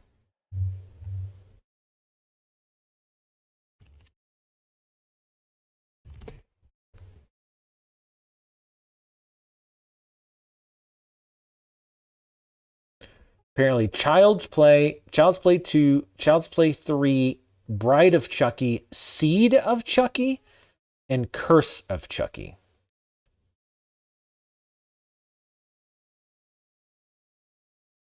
How in the hell did he have a kid? How does that work? I mean, I know how it works typically, but I mean, how does it work with dolls? Yeah, I don't know if I knew there was a 3.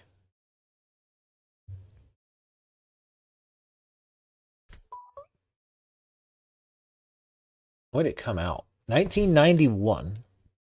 Really? Hell, I might have even seen it then.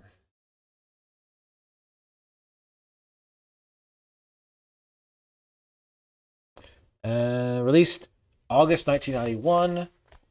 Received mixed to negative reviews from critics and disappointed at the box office, grossing only $20.5 million against a budget of $13 million. The film became notorious in the United Kingdom when it was suggested it might have inspired the real-life murder of a British child, James Bulger. Suggestions rejected by officers investigating the claim.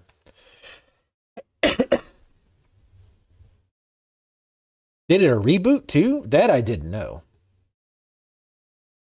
I really do like having chat right here. I keep not using it because I'm not used to it, but I kind of do like it there. I'm curious how annoying it'll be in some games, but the thing that I like is because it's more close to what I'm looking at, the movement will be like more likely like trigger my eyes to check it out. I do. The problem is, like, I want to try streaming to YouTube at a higher bit rate, but it's not just I can change that one setting. I have to go in and change like a lot of stuff or set a bunch of things. Mark Hamill voiced him in the reboot. I mean, I could see that working, but that's crazy.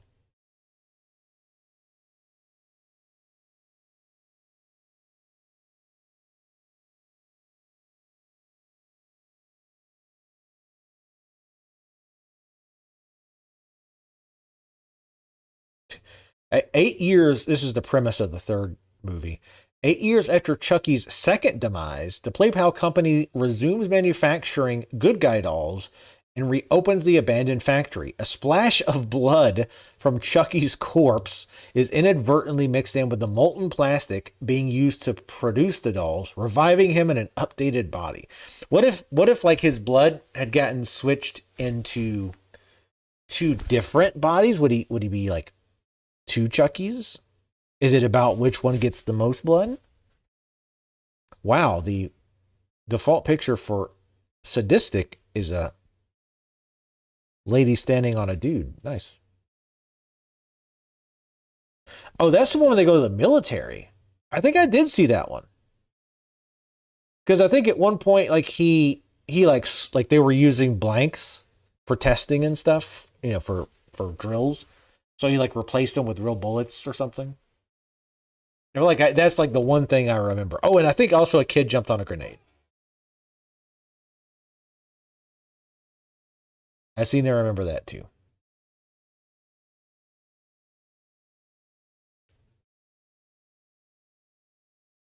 On Rotten Tomatoes, the film has an approval rating of 19%.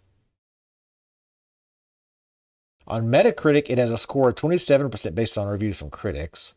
But who cares about what critics think?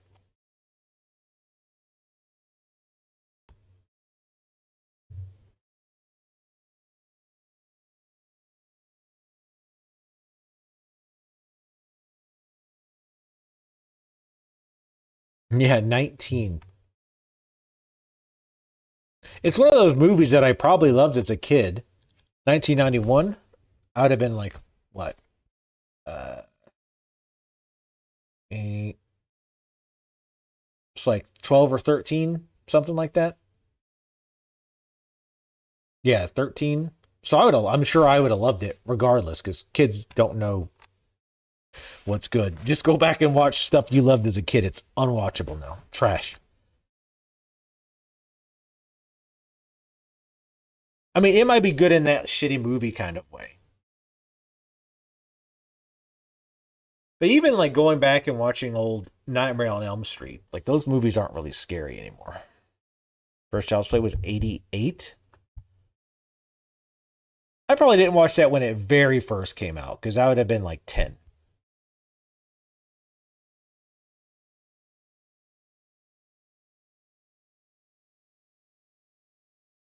But I probably watched it pretty soon after, because I grew up on horror movies.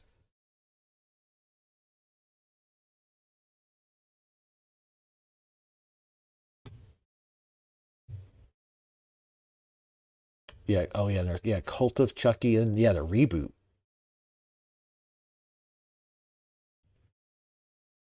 I guess we're just ignoring the reboot. It's one of those deals. Critical response to the reboot is a 64%.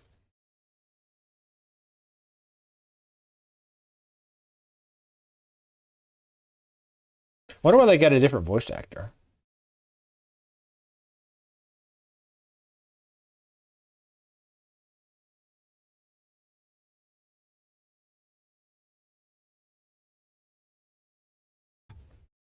Yes, I know. Yeah, I was born in 78. My first console was an Atari, damn it. Actually, I just looked the other day. Well, actually, today I was looking through some of my pictures and on my computer, and one of them was probably, it has to be the first picture of me with a video game. It's me playing an Atari on our old like TV. All right, later, Tremos. Yeah, we'll probably wrap up here soon. I just mostly wanted. Thanks for helping me test, by the way, Tremos. You were the only one really chat. Well, I mean, no, most people were chatting over there, but you kept chatting on YouTube for a while. But then you feel like, but see, don't you feel like kind of lonely because you don't have like anybody to talk to, right? Like if there's people in both chats, I think it's fine. But when it's split like this and you're not combining them, and their reasoning for not wanting to allow you to combine them on screen was it was that if somebody says something on YouTube, like if somebody drops in the YouTube chat and starts dropping like racial slurs or something, Twitch would have to take action against you. But if it happened on Twitch, because you're showing it on stream, right? But if it happened on Twitch, they could ban the person who did it. That doesn't really make any sense though, because first of all, generally speaking, you don't get banned for that kind of thing.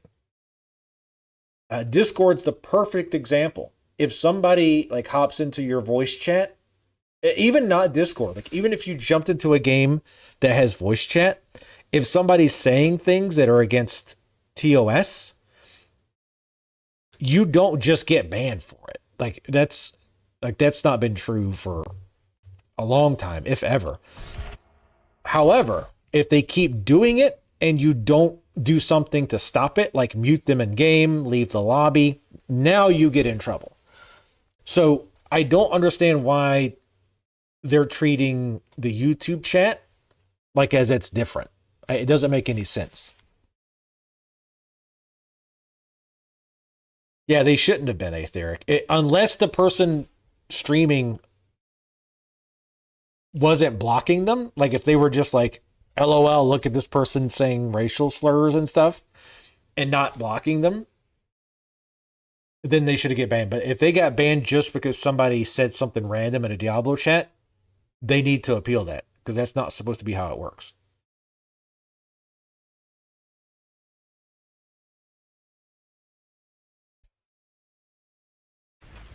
I love his starting animation too.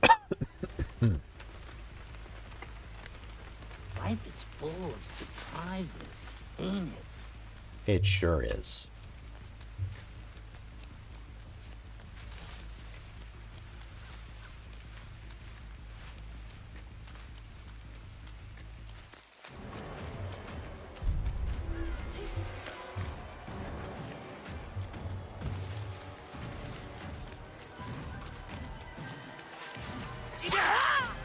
I wanted to get her first without the...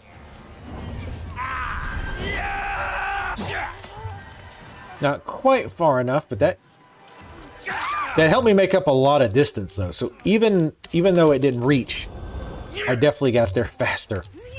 Even with the delay and everything. This might be a waste, but who really cares? Oh, was it Asmongold? Yeah, I don't really understand why he was banned for that. He should not have been.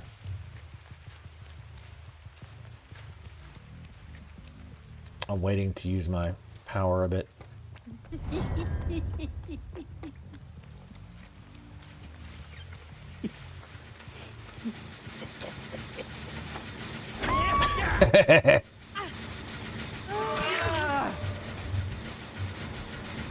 That's the kind of shit he'll be good at.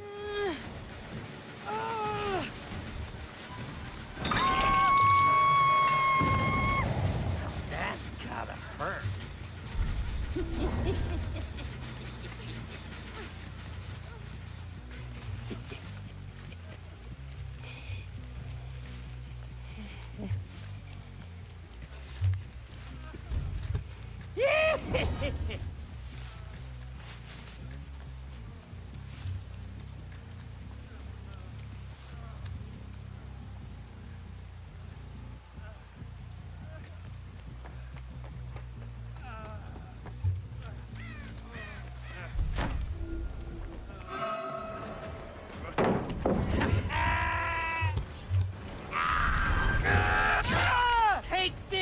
Now, see, little stuff like that, I think he's gonna be good at. Like if you know they're gonna pre-drop,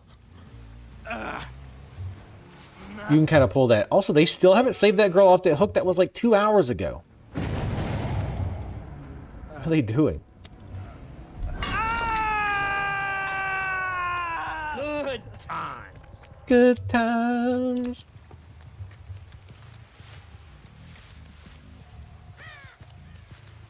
Yeah, that sounds pretty shitty. I mean, it's shitty regardless, but...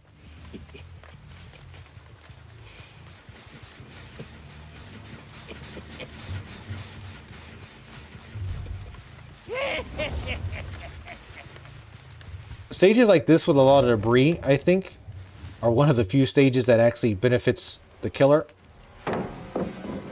That was a hell of a free drop, but my power wasn't ready. I'm gonna go to the... Let's see if I can get her to drop this.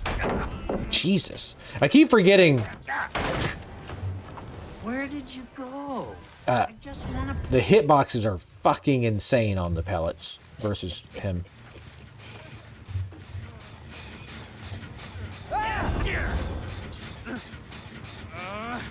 What's up, Duck Lord?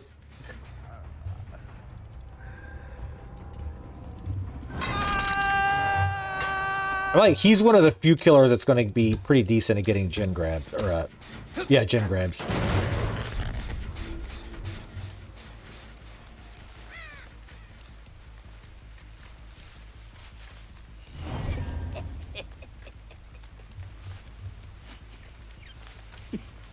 Now, unless, like... I mean, I could be wrong on that rule, but I'm pretty fucking sure, like, I'd heard that's how that works.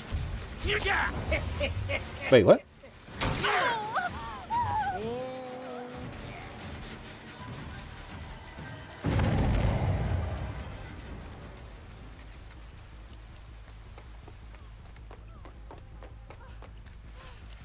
I feel like anything to make his power come back faster is good. The fuck?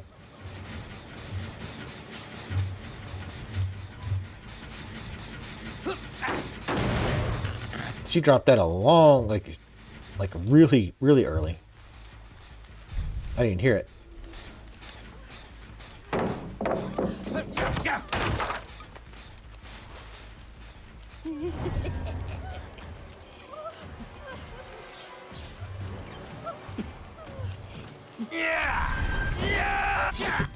Yeah, see, that kind of stuff's going to make it really hard to get hits.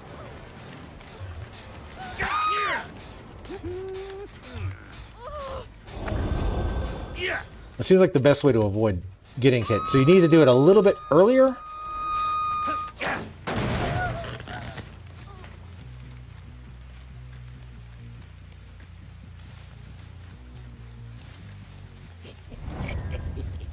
Can we get another gen grab? No. They took off.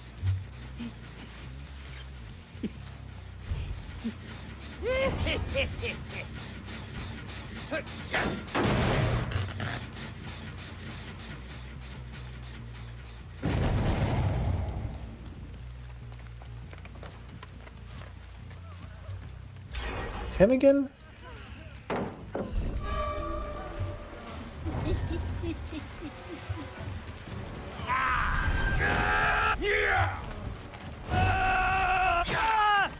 That actually kind of worked out.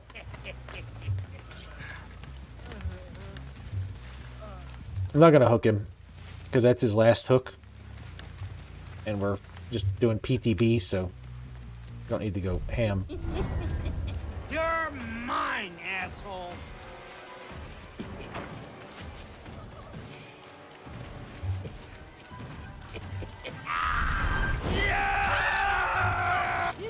Ooh, right into that bush.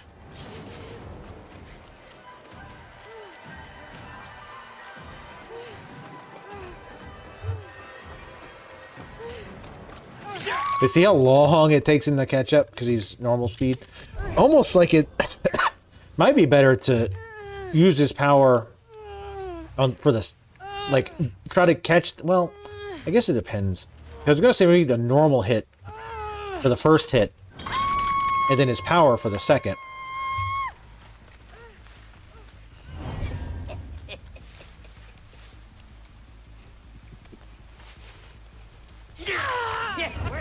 hell do you think you're going?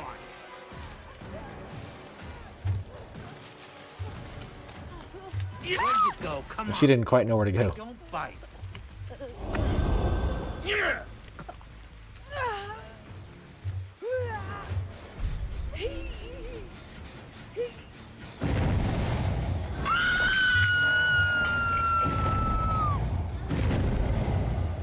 The fuck?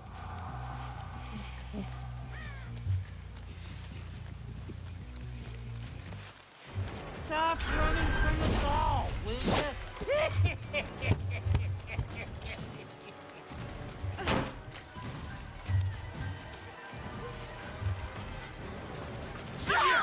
That's what you get when you play with dolls. I think if I dropped my sensitivity a bit... Yeah, I saw you that time. I think if I drop my sensitivity a bit, you might could go around a little bit more. A little bit faster on that.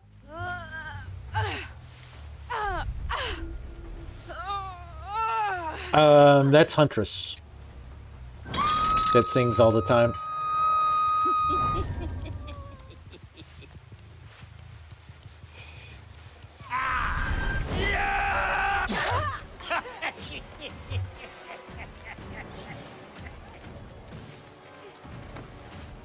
Quick and quiet. Come here.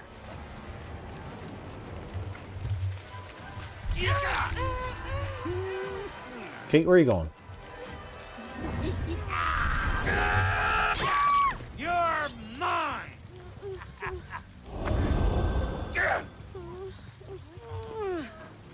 I'm out of... Wait, I'm not out of stacks of this? How? I thought I said one last time. Oh, I guess it's just bugged. You guys can't see it, I guess, but... Shouldn't be too long now.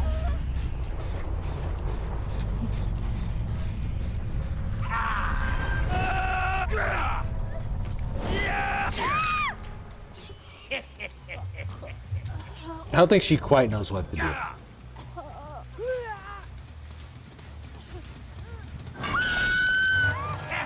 That was easy.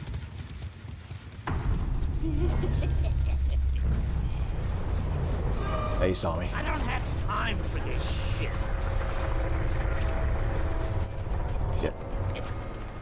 Why is everyone hiding? I just want to play. Ooh, almost. That was so close.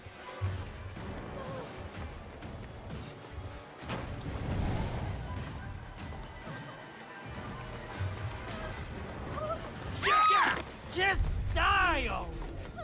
He's got so many voice lines. I love it.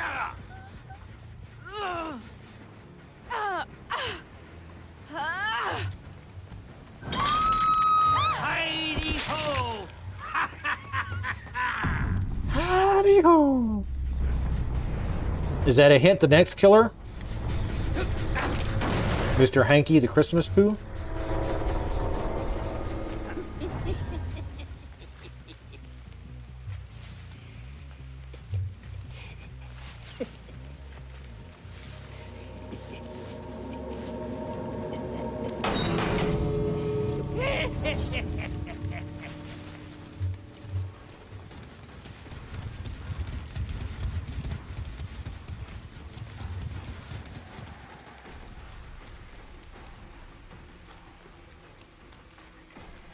We'll be able to get it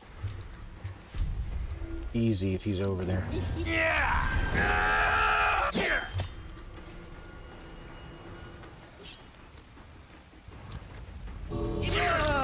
Why are you running? I'm the good guy. I want to do the grab. Oh no, I'm just affiliate. Not even close to partner. Not even close.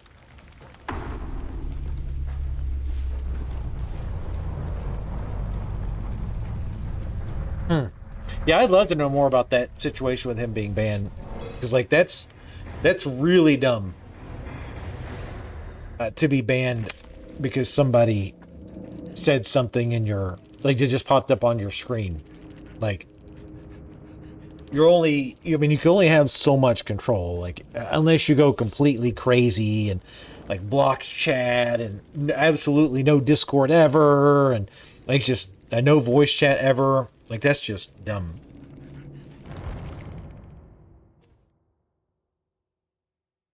Hey, you didn't mention it? You want to get the guy attention? Yeah, that seems to be, I mean, the best way to do it. We'll try to get one more game. It's probably going to take forever, but Now, what do we have here? I feel like he might have got banned because everybody was like, lol, lol, lol, mass report him. But if he got banned for days, that's nuts. How long ago was that? I wonder if that's, did he ever, I know for a while there, he started a new channel and intentionally didn't become an affiliate. So just so that he could cost Twitch money. When Diablo Immortal first came out. So that's not crazy long ago? Like a year ago? I definitely got to get in the habit of reading my chat on the screen, though. I don't miss that sweet YouTube chat. June 2nd. So he has over, about a little over a year and a quarter ago.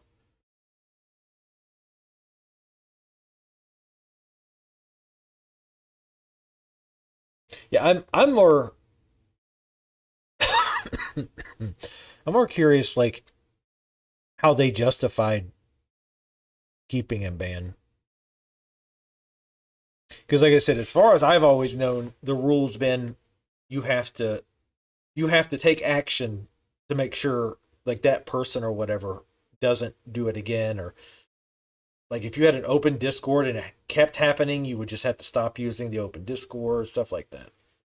Because we actually had somebody, and one reason you have to be dragged or specifically allowed into the chat, the stream voice chat, is because we had some random edgelord drop in during a multiplayer stream one time and just start dropping the N-bomb. And then left, even before I could ban him. So now you have to be, like, either dragged in there or I have to add you to a list. There's a 1-day ban. So by the time they probably got around to it, it was probably, like, up anyway. It was on his alternate channel.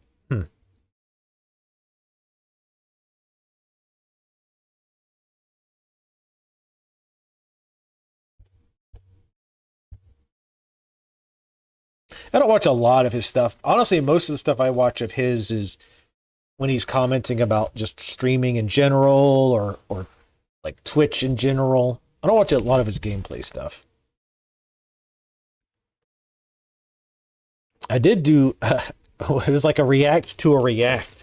I forget what it was even about, but he was reacting to something, and I remember watching it, and I thought, like, he brought some really good points.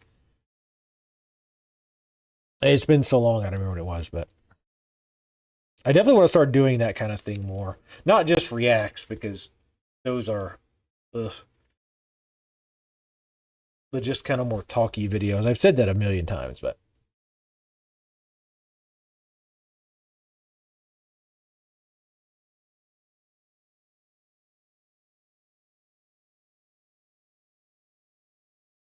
yeah, he makes a lot of good points typically.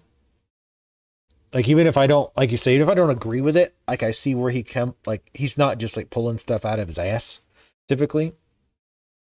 Like, I can get why he says or thinks a certain way, but but yeah, like I say, most of the time, like, I was actually trying to find this one video he did a while back, and I can't find it now. But he was talking about how, like, growing as a streamer to start with, the vast majority of your money comes from, like, subs and bits and tips and all that stuff. But he was talking about how, like, you hit this one point where when you start getting the brand deals, the amount you make from brand deals, like, eclipses the amount you make from subs and bits and stuff. That's one reason I think with that one Twitch channel he did that was unaffiliate, he did it that way because the money from the bits and stuff was nice, but he was making enough from other crap that it didn't matter.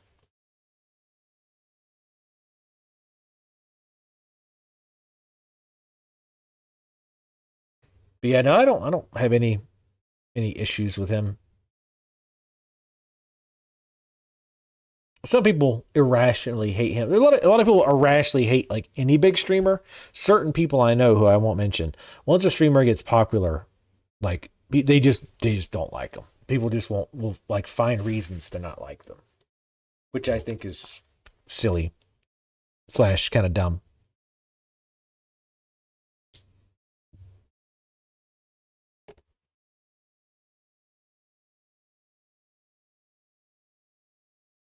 Yeah, I mean, there's, I can talk about this at length. One, because it's my stream, but two, it's just a testing stream, so who cares?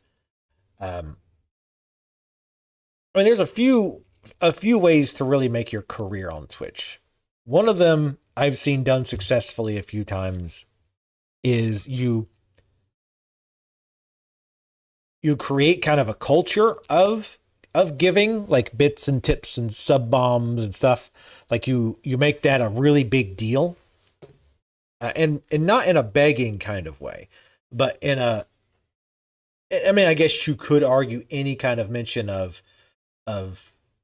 in having sub goals and stuff is begging, which I don't agree with. I think it's a thin line, but there's a line between being like, hey guys, like we have like, 5 sub goals for today to see if we can hit it type of situation, versus like, oh guys, the stream's really slow. If you could support in any way, that'd be great. I think that's that line. But anyway, there's a few streamers I know, like Entity's Left Hand. You guys know him. I rate him fairly well, if he's streaming, which he's usually not. But I talk about him a lot. He's probably right now he's my favorite streamer for sure. I think I just like his streams. But he's done a good job of having that community. Not just with sub bombs and stuff like that, but he has like cards that you can play during DBD or Phasmo. He has got the Tangia thing going on, scare alerts, and like I say, it's just a general like community of giving. Like, but at the same time, you're not like shamed if you don't, right? Like you're not singled out if you're not gifting subs and stuff. Avoiding the puddle. Oh yeah, Aries.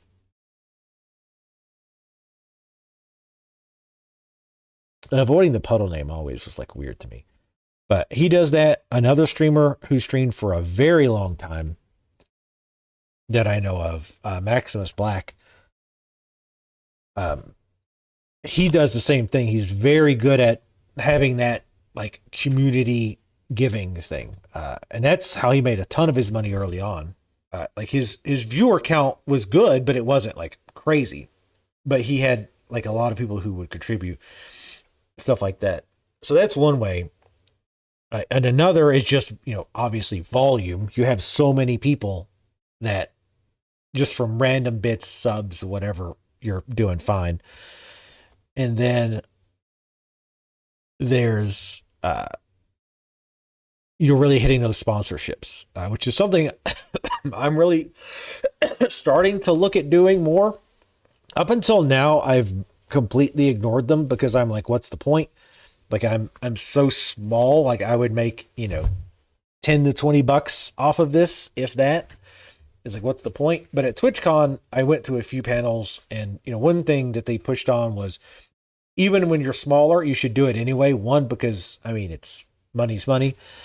And it helps. And two, you learn how it works. You learn how the system works, because there's usually a little bit of back and forth. There's talking about like, how do you set it up? What are you allowed to say? What are you allowed to not say? That kind of crap. So once you've done that a few times, if you get to the point where you can get a bigger sponsorship, it's not going to be completely new to you. You're going to know how it works. It's just on a bigger scale. So I was like, well, that makes sense. So I would like to do that a bit more, but one of the big things I'm trying to get better at, which I'm still horrible at, is cross promotion on other platforms like Instagram, TikTok, YouTube Shorts. Now Twitch has stories, which are basically the short videos. So all of those little things, because you really can't, I won't say you can't, but it's incredibly hard to grow just on Twitch. Very difficult because it's so saturated and all that. So you really need to grow elsewhere and point them here.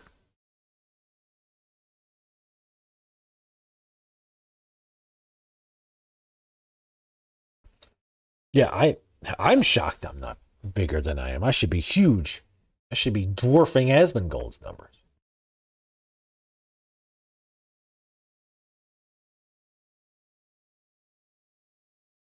Oh, that's how he picked it? That's weird. No, I don't make clips all the time. I'm really bad about that. It's one of those things where I'm trying to get better about when something like when something funny or noteworthy happens. I'm trying to remember on the Stream Deck, I can either add a marker or I can add a clip, or I mean, I could do both. So that I can go back later and find it, because I'm not going to remember like, oh shit, where in that 4-hour clip did that funny thing happen? So it just makes that process a hell of a lot easier. Yeah, and you got to be posting all the time, which I hate. I don't really care for social media much because I'm old. But you've just got to do it. Like, you've got to do it. You really don't have a choice. Anybody can make clips. In fact, you have to turn that off. Because by default, anybody should be able to make clips of your content. Not highlights, but they can do clips. But I don't even remember if it works anymore, but I used to have a clip command. I think it's not working, because I think it says something if it actually works. I'm gonna run to the bathroom real quick and hope that I don't get a game. If I do, who cares? Better be back.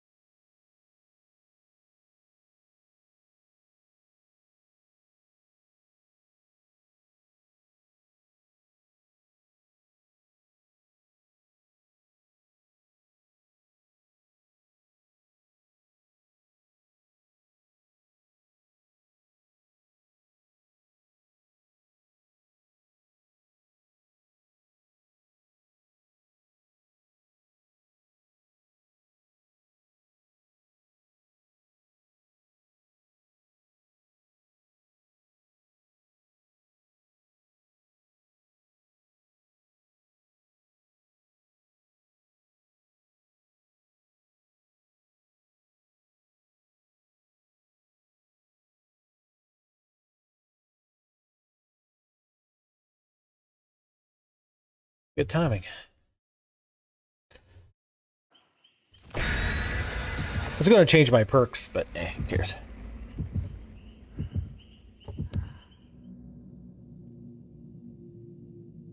I wash them mostly.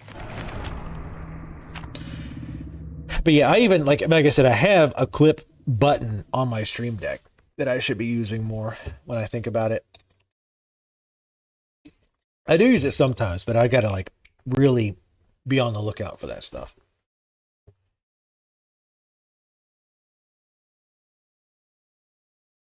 But yeah, you've got to promote outside of Twitch. That's just the way it is. Larry's great. This is gonna be. Oh, what the hell? I need the exercise. I mean, I could see this sort of working with all the visual blocks. I think they went this way.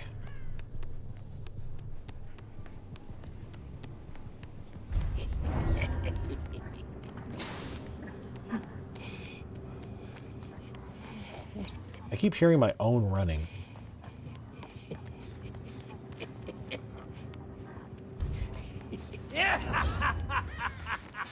Come here, you dumb shit. Somebody's behind me. She just ran. The fuck?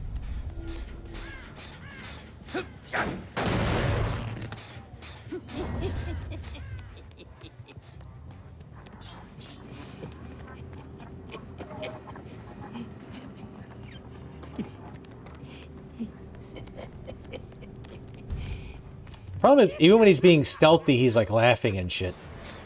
So like, kind of defeats the purpose a little bit. Come on, right there. I figured she'd go back.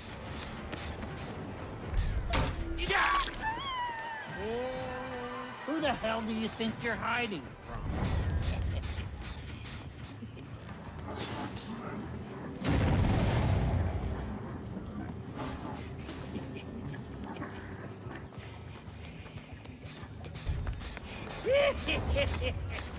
Yeah, you're mine. That was a little lunge.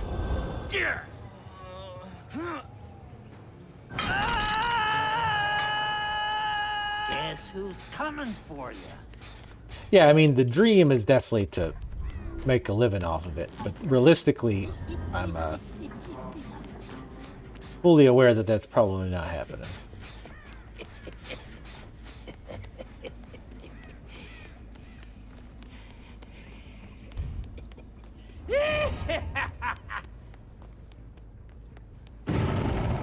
Patrol the inner ones first.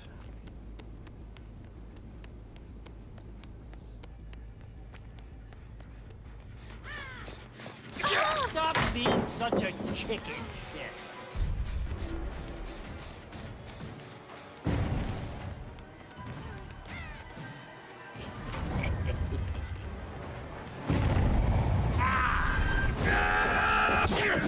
Yeah, I can't really turn that much with that.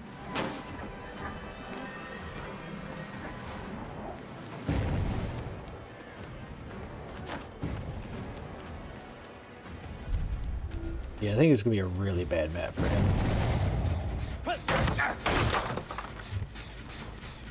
Because it's so easy to just Where are you running? I'm a good guy. hold W and go through windows. And windows are his fucking bane. Can I get the get there?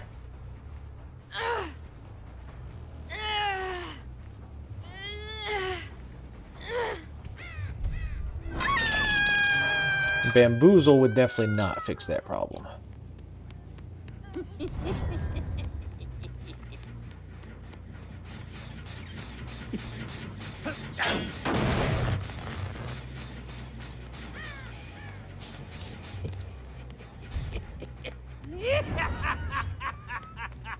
And you get in the habit too of when that power is running out.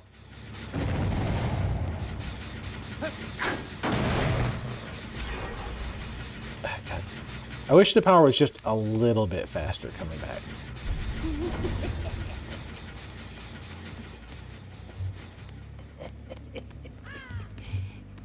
Ugh, God, I hate this.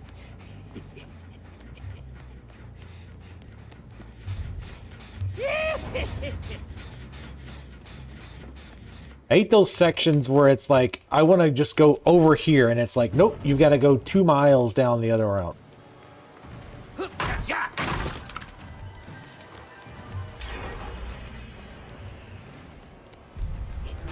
Yeah!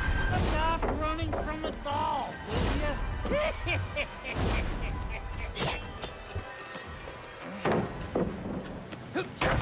Like, even with his power, get through a window, get through a pallet, doesn't matter. Another pallet. You're dead, you hear me? Dead.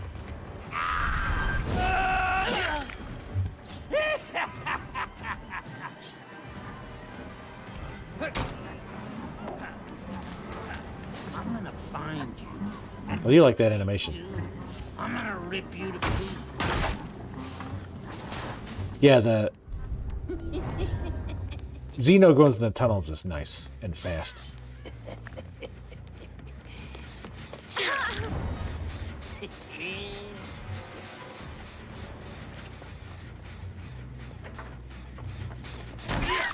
Take this, dipshit! And I'm wondering, it might be better to play as a hit and run since he's so slow.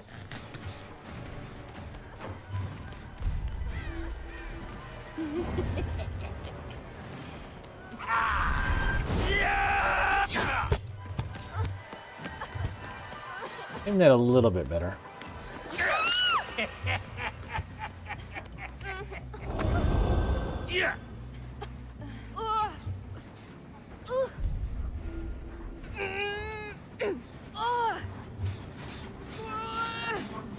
I was gonna say, do you have that one perk?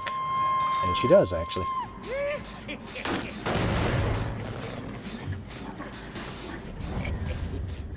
Somebody's on that far gen. Probably not worth going to.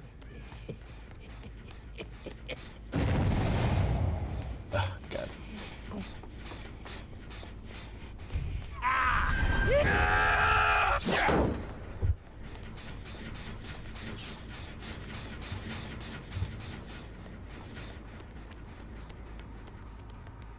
How about getting into a chase? No? There you go. I feel like he struggles with getting into chase too.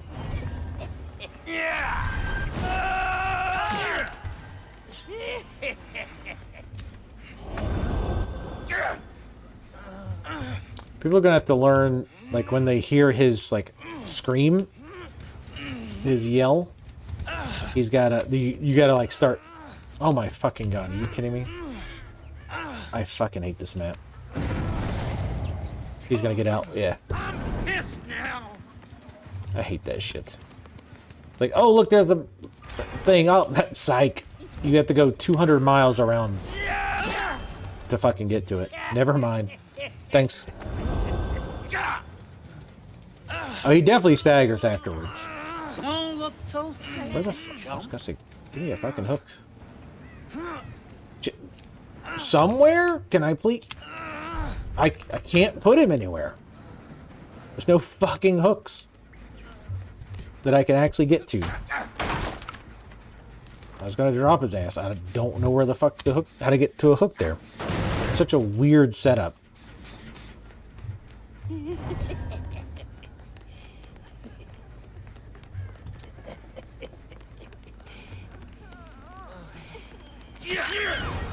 don't look so good. Maybe I can actually get you to a fucking hook. That would be nice. If every goddamn path isn't blocked off. Oh, and she's got that one that hides hooks that are close by too, which is annoying in stages like this. Jesus.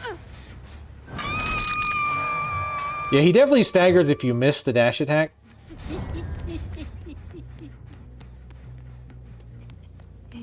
Good God. What an opening here.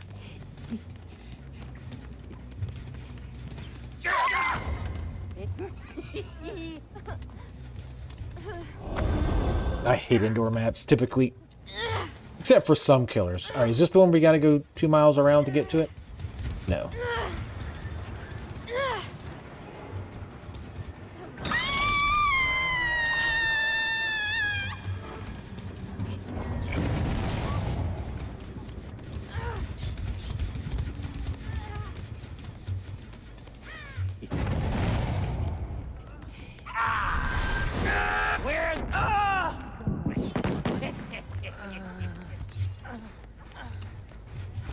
I heard somebody running around. Oh, look, a hook. Thank God.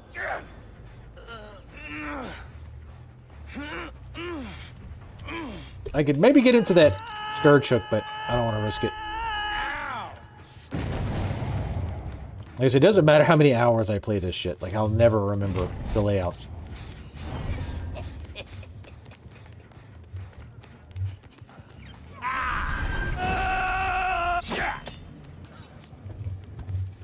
It's like, now I just now got my ability, my control back.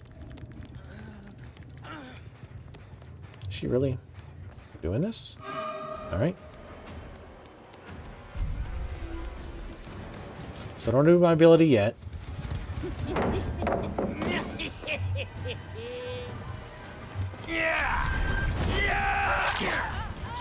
That Fang just about got her stabbed.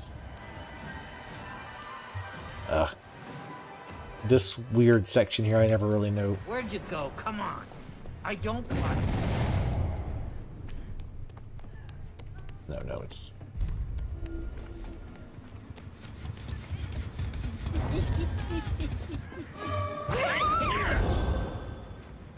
She dead arted into a vault.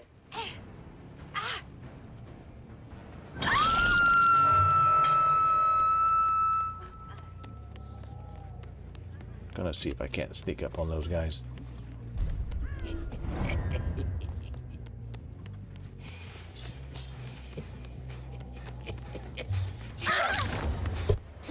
Almost could have got a gen grab on that.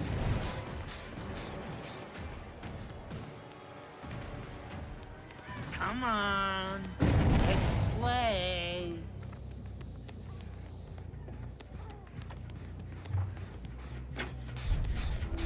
Ah, come here. Yeah, definitely a W holder. Whoa! That was an interesting animation.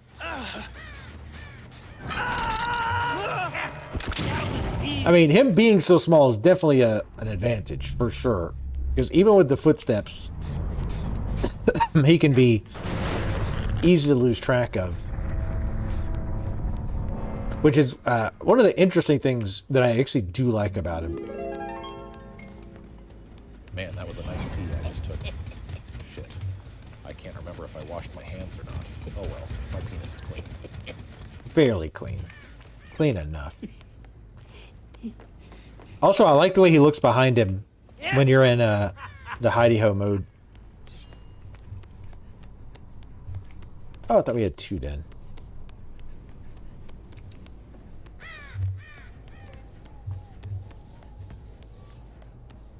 Yeah, it looks like... No, the perk worked. I almost said it's stuck at 1 again, but it's not.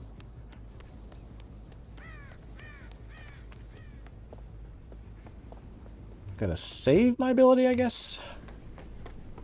The chances of randomly finding them is fairly small. Unless they do something like that.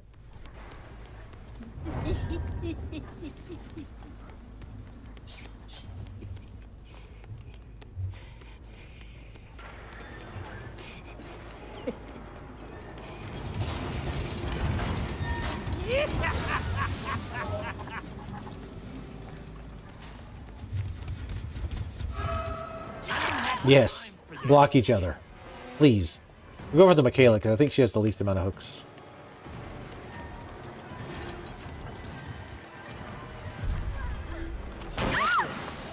Hide from a freaking doll. I bet they hate the hitbox on vaulting over windows. Because he can get hits that a normal killer would be able to get at windows. But because of his height, it looks like he shouldn't get them. It's kind of like the Freddy situation. Killers are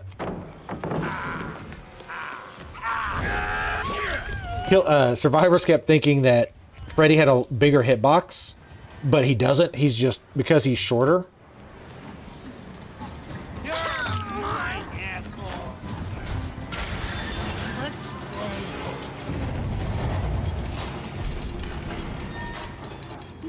I was not expecting the... What's her face there?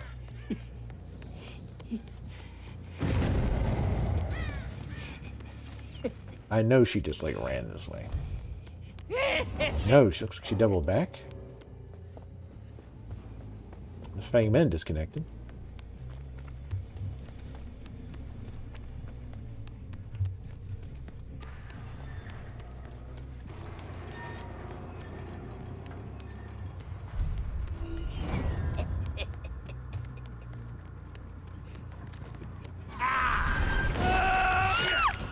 run, dipshit.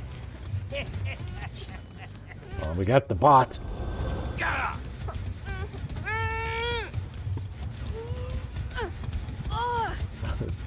The Fang just seems to... Oh my god, I fucking hate this perk. Is one of those perks, the one that makes it hard to carry. I always forget what the name is. It's one of those perks that's not overpowered for sure. It's just really annoying to deal with.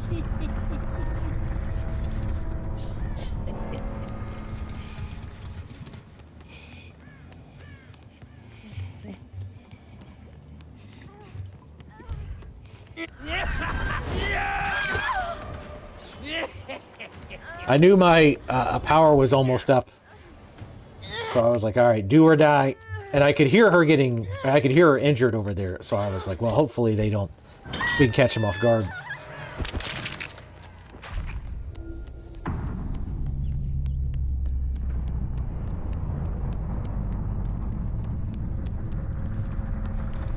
It's definitely an interesting killer. Like I said, I definitely have to work more on like how far you can. All right, we can even try it here because who cares?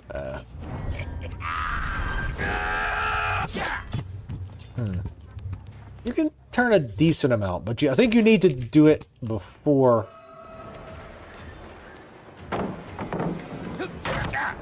You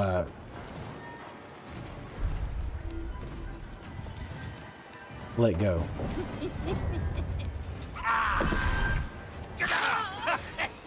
Okay. You're mine, asshole. I think she panicked there a little bit.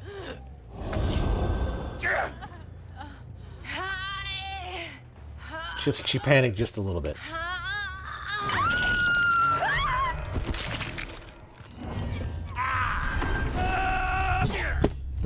So that was about as much as I could turn. So that was like not quite a 45 degrees. Well, I maybe could do it more. I'd really have to sling the mouse though, I feel like. Now, yes, Xeno got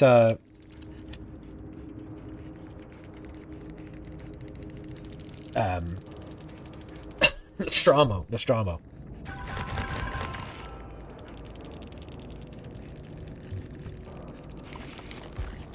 Which is probably their best map they've done in a while, balance-wise. The alien one wasn't awful either.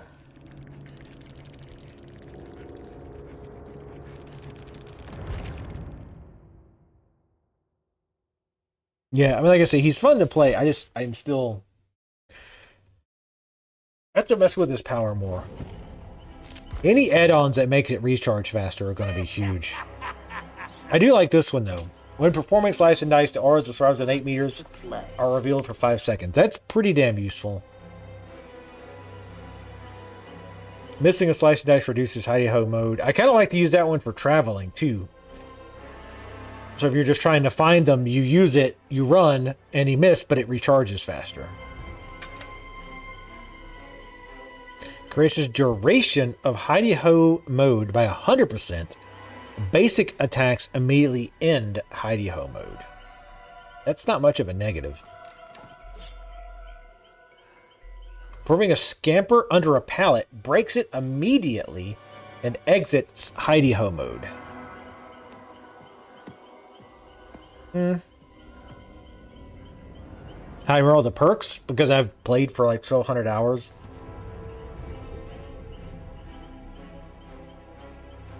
That's how. I still can't remember the maps though. I'll at this point, if I would have started playing sooner with less maps, I could probably have memorized them. But because when I started, there were still a good number of maps, and each map like has variations, like small variations sometimes. But I'll never remember the maps. Like I get like the gist of them. Obviously, it's not like I'm going in there fresh every time. But I don't remember nuances. Like the doctor's office in Leary's. I can never quite... because that area is really weirdly designed. So I don't...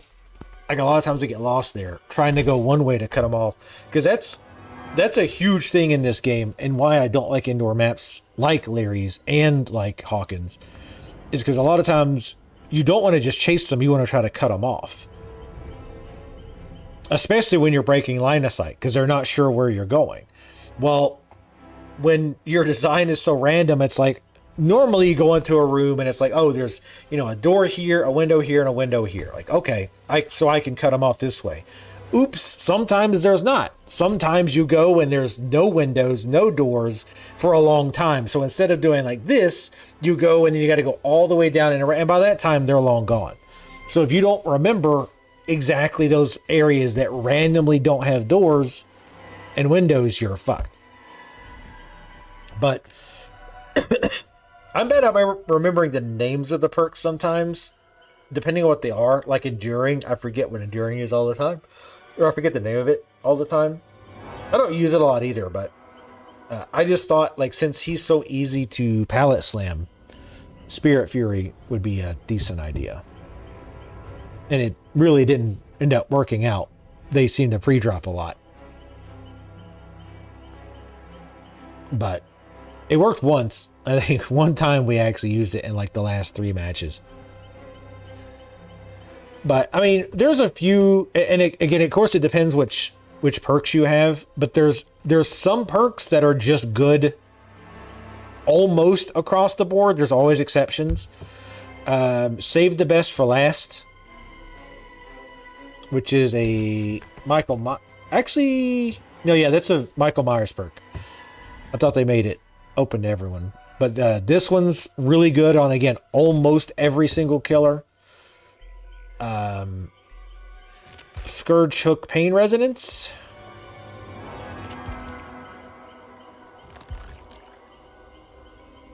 Where is it? Scourge Hook Pain Resonance. It's got nerfed multiple times, but it's still one of the better regression perks. We don't really have any really good ones anymore. It's just that or Pop Goes the Weasel for the most part. And Deadlock, I suppose, which is, Deadlock's technically not a regression, but whatever. That one's typically good on everybody.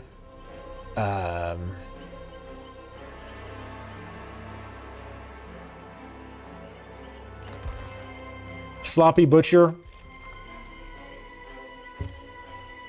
Sloppy Butcher, especially if you pair it with a Nurse's Calling.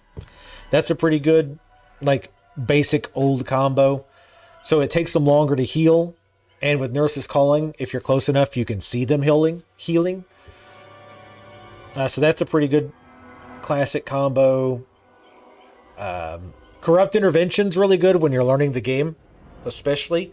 And some killers almost have to have it.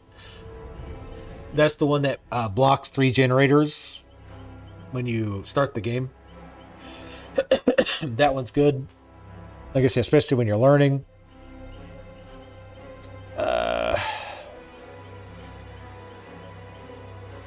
Brutal Strength. Good on a lot of killers. Like, it's not huge. I think some people overestimate Brutal Strength, but it's not bad. Like, destroying pallets 20% faster doesn't seem like a big deal, but it can make the difference. The new Xeno perk. Where is it? This one, Ultimate Weapon, is pretty good. When you open a locker, survivors entering your terror radius scream reveal their position and gain blindness for 30 seconds. Blindness, so obviously the scream is nice because it shows you where they are. The blindness is good because a lot of survivors run Windows of Opportunity. In fact, it's like the 3rd most used perk in the game, I think.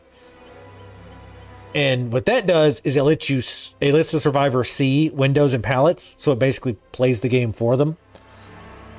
So if they're blind, they can't see. So if they're running windows, there's a pretty decent chance they're not great at looping without it.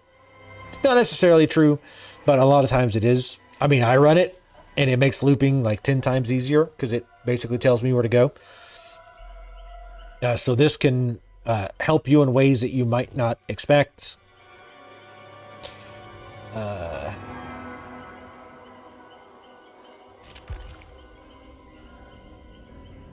Believe it or not, Spies from the Shadows I think this is one of the most slept on perks. I don't think it's amazing. I don't run it much. I think it's high mid tier because, like, yeah, and I hate when people say, well, I can see when crows leave. It's like, no, idiot. There's so many times you don't know when a crow is disturbed because it's behind a wall or behind you or something, and you would have never known without Spies from the Shadows. I definitely suggest trying that if you're newer. I think it's a good perk. There are only certain perks to be used for certain killers. I mean, technically, that's not true. Technically, every killer can use every perk in the game. But if you mean, like, from a reasonable standpoint, like should you ever run certain perks on certain killers? There's definitely cases where there's certain killers you should never run certain perks on. Plague is a perfect example of that. You should never run Nurse's Calling on Plague, ever. Like, there's no point. Because people are either fully healed or they're probably infected. And if they're going to heal, they're going to cleanse, which brings them to full anyway. So same reason you would not run Sloppy Butcher on her.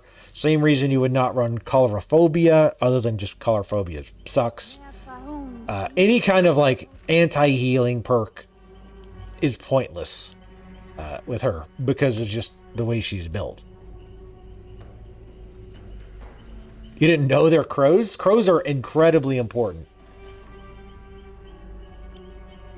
Because on a basic level, if you're looking somewhere and you see a crow fly off randomly, you know somebody is there for sure.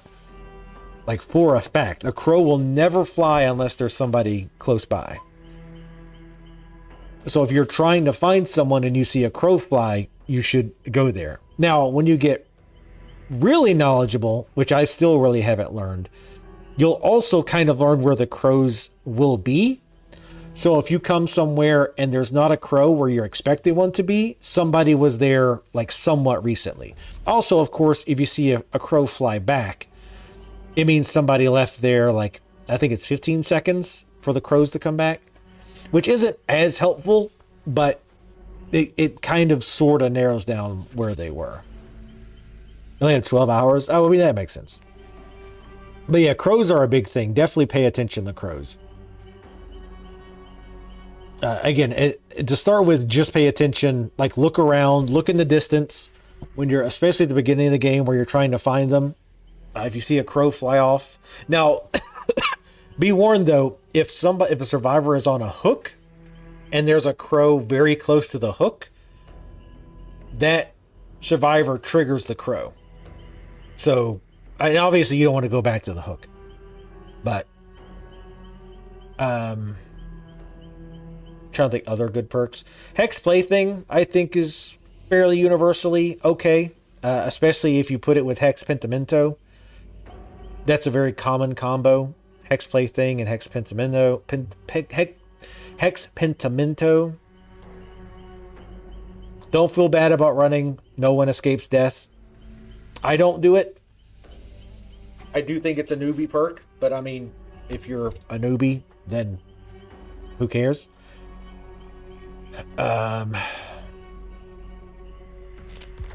Another one that can be really good. Where is it? Again, I forget the name. What? You have yellow perk? Oh, right. The newer perks, I have a hard time remembering sometimes. This one, Nowhere to Hide. Whenever you damage a generator, it reveals the aura of all survivors standing within 24 meters for 5 seconds. Because a lot of times survivors will hear you coming and hide close by, and then you don't want to waste a ton of time trying to find them because they might not even be there. They might have took off. Who knows? So if you go and you kick the gen, if they're close by, you can catch them. That's a good perk as well.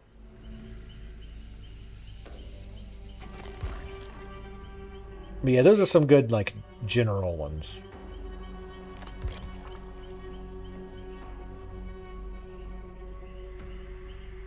Hex Devour Hope.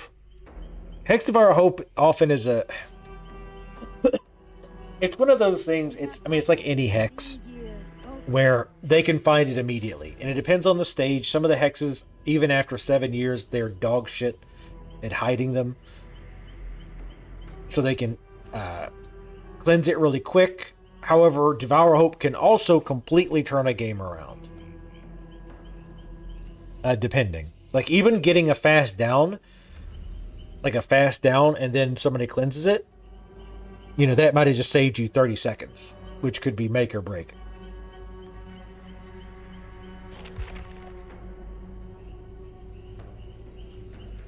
It's fun. Like it's definitely, it's a fun game. Like I've obviously poured like a shitload of hours into it. And I'll say that, I do think the balance is better than it's ever been. When I started playing, I mean, since the inception of the game, Survivor has been the strong side. If you have a group that knows what they're doing, Survivor by far, especially early on, were far more powerful than Killer. But over the years, they've finally stopped babying survivors at every step of the way, and they're starting to balance it, which is funny because the survivors are like, well, you just keep making buffs to killers and nerfing survivors. It's like, yeah, they have to, because it was so grossly imbalanced for years. They're finally getting it to the point where it's a lot closer than it used to be. It was definitely closer than when I started playing. So I mean, now's a good time to get in, I think. And now, obviously if you play like a really good team and you're not playing a top tier killer, you're pretty much fucked anyway. But that's fairly rare that you go against some like super sweaty 4-man Swift who's bringing all the meta. Like it definitely happens. And you just lose. You automatically lose that unless you're playing Nurse or Blight or something. But like I said, that doesn't happen that much. Yeah, Survivor is okay. Survivor's more like, it's okay for like chill. Like if I just kind of want to chill, because Killer is definitely more stressful. You need to be, like if you actually want to win, at least, you need to be paying attention. You need to be thinking about where the survivors are, which gens are almost done, which you need to be looking at like, okay, which gens do I protect? Which ones do I just say, fuck it, I can't protect it, it's too far away or whatever. You need to be paying attention like, okay, they just rescued and I see they just healed, but they healed really quick, so they're probably at the hook. So you've got to like balance a lot of shit. Survivor is run to generator, hold button, hit quick time event, or run to pallet, press spacebar, run to next loop, press spacebar, run to next loop. It's a lot easier.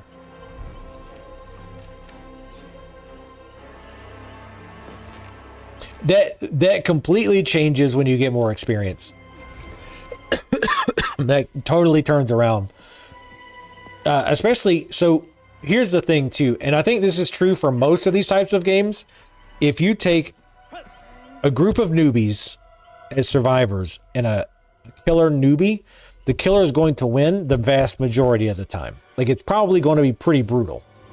In fact, if you took people that like brand new players and had them play like 20 matches, a killer would probably win, I would guess, like 15 of those, if not more, possibly.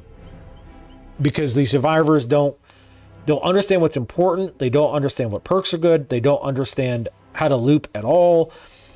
And if they just hold forward, I mean, there's a joke too about DBD, is that a brand new player, a newbie, and a pro player play about the same. They run to a pallet, they pre-drop it, and then they just run to the next safe pallet, pre-drop it, etc. Like, so both sides play that way. But just depending, a lot of new players still don't really do it right. They'll fall for like very obvious things, stuff like that.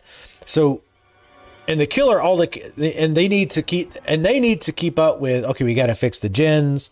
We got to, We need to go unhook this person. We need to make sure they're healed, that kind of stuff. And you also have survivors sneaking all over the map, right? Like they're sneaking on the corners of the map. They're checking all the chests. They're breaking all the totems. So they're wasting a lot of time doing shit that's not important. That's another big thing of it too.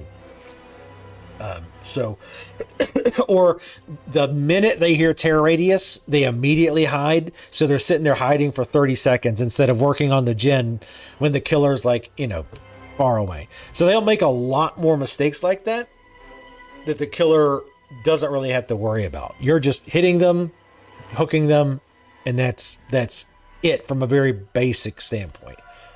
But as the survivors get better, get access to better perks, learn how certain killers work, learn how the maps work, learn how looping works, it switches around, because now the killer has to, like I say, worry about a whole lot more. It's kind of like Mercy in Overwatch, right? Like you can put somebody who only has a very basic grasp of first-person shooters, and they'll do fine as Mercy. Just tell them, stand in the back, point your stick at people and heal them, and that's it. They'll be useful for their team. They won't be great, but they'll still be very useful, right? Because she's got a very low skill floor. But once you get really good at her and understand the game better, you're not just staying in the back and healing. You're diving in, diving out, doing heals, doing damage boosts, knowing when to heal, when not to heal. So like, for example, if Roadhog, he's got his drink on cooldown and he's standing out there getting hit, not to heal him because he wants to get damage so he can hide and then drink. Just, there's a lot of like little things like that. So it's kind of the same thing with that. What game am I playing next? Well, I'm not gonna play anything now. In fact, I'm gonna close this because the noise is kind of annoying me.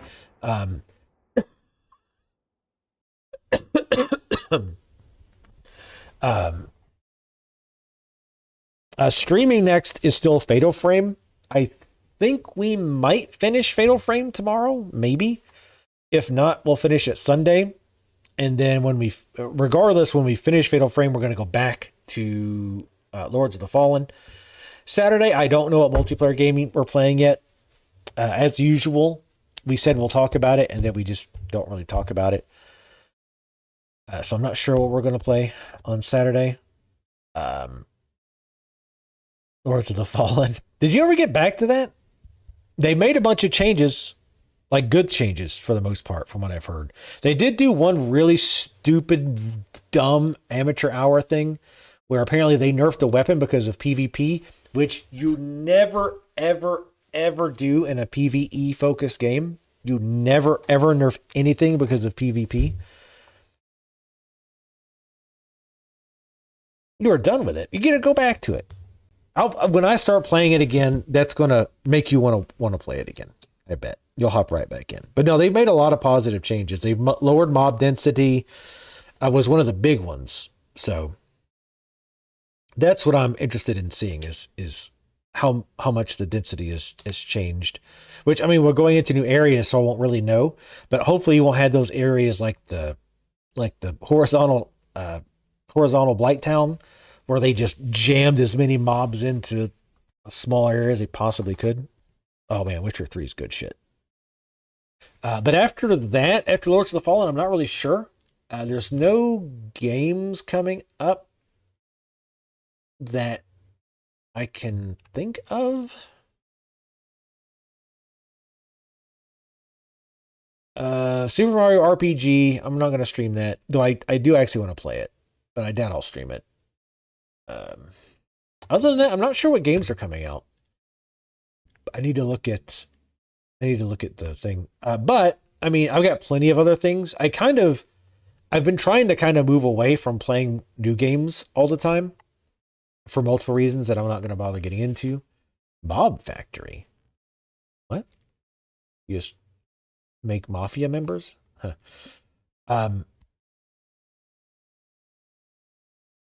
Oh, that Dungeons 4 is out. Interesting. But anyway, sorry. One game I'd like, so I want to spend more time playing games that are at least a little bit older. For example, I bought Max Payne recently. I'd kind of like to play that. Probably this year sometime.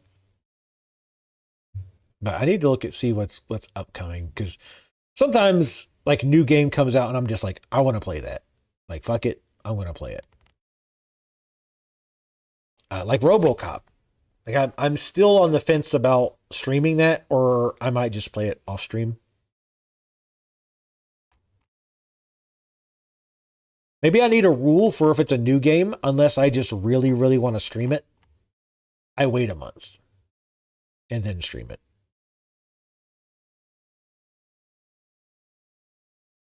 Right before they announced the remake.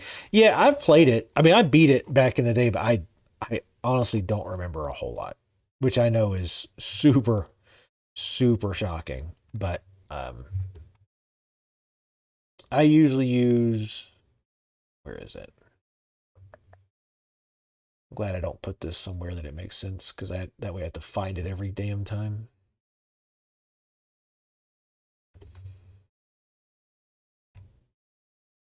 God, the day before. What a mess.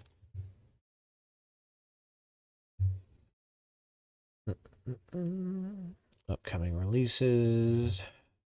So yeah, this is a great link to kind of just see what's coming up on Steam. Retro RPGs. I'm not crazy about JRPGs, but I would like to play more Final Fantasies. Specifically ones that are voice acted. Because they're long and reading out loud a lot is a pain. I don't mind reading Anonymous Hunting Sim. What the fuck? So many random ass games. I'm just kind of looking through.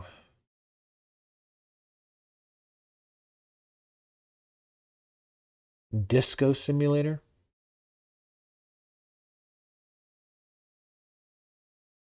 But yeah, just kind of browsing through. Nothing is like jumping out at me as a stream game, which is again fine by me. I've been trying to move more towards. That's why I've done stuff like Fatal Frame. That was partially for Halloween too, but.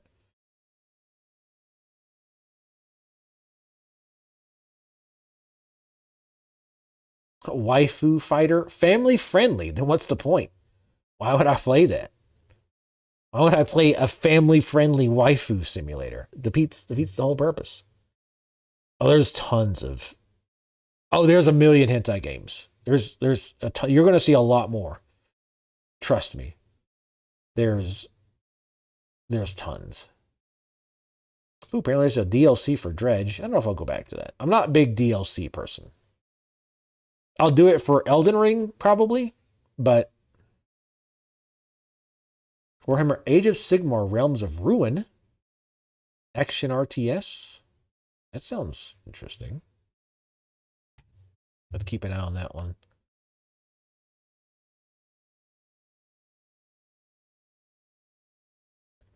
But yeah, it's. I mean, I get that a lot of these are shovelware, but on average, Steam probably has about 6 new games every single day.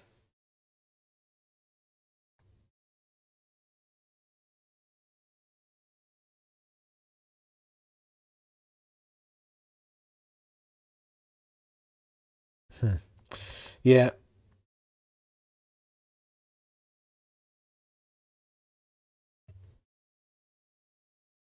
Yeah, other than the Warhammer one, I don't see a lot. I am going to be gone the last full week of November, though. Going out of town. Oh shit, SteamWorld Build is out in December. That I won't stream because my audience fucking hates watching me play city builders. They keep saying they don't, but every time I stream one, nobody shows up. And I'm like, all right, well, like, sorry, but like if nobody's showing up, I'm not going to stream it.